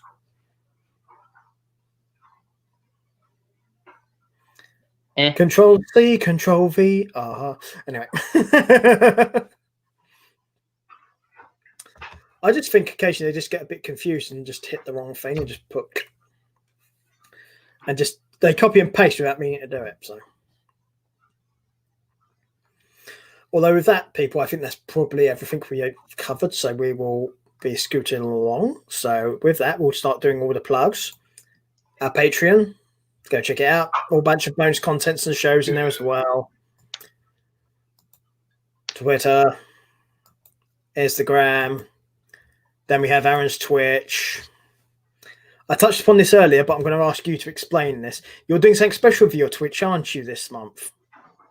I am indeed. I am doing a 24-hour game with an aim challenge with a big group of friends. And this will also include 24 individual challenges that I myself have come up with, as well as a handful of creators that wish to remain anonymous. And they vary from easy to difficult to I want to set you on fire and watch you burn. I see. Yeah. And that's all for the charity, yeah? Invited. Yeah. And this is okay. It's so that's all for the National Autistic Society. For this thing, yeah? Yep. Cool. So yeah, you guys can check that out as well. Links for all this stuff is also including a description as well, so you can find it there. You can also find that Aaron's YouTube will be on there as well as his Twitch and the charity page. So you can always find him that way as well. And if you check out his most recent vlog, I think you do kind of go over this as well there, I believe. If you go check out the most recent vlog, the first 12 challenges were announced this week. Yeah. And I believe you're making everyone wait for the next 12. I am. I'm not giving out all 24 of them. I haven't even given out all 24 of them in the group chat yet. I think that's probably a good shout. Build up anticipation. Yeah, and I don't want people to try and do a dry run without me. I mean, where's the fun in that? Well, there isn't any. It's all good fun. But yeah, people go and support that stuff as well, and hopefully Aaron can do some good stuff for his charity as well, and you guys can all have some fun while you're at it. It should be quite fun because the first 12 are tame, and that's all I'm gonna say. Yeah. Basically, you should have fun and enjoy the stuff, unlike Raw. Yeah. And with that one, people, I think we have covered everything, unless Aaron has anything else you'd like to say to the people. No. Take care. Don't forget to like and share. I now continue to care with colours, and here continue to take great photos. Ideally, yeah. Obviously, you guys let us know your feedback, any questions you have as well. There's some comments, messages, patrons. You know how to get in touch with us. It's easily done. And with that, people, we will see you soon. So, bye-bye.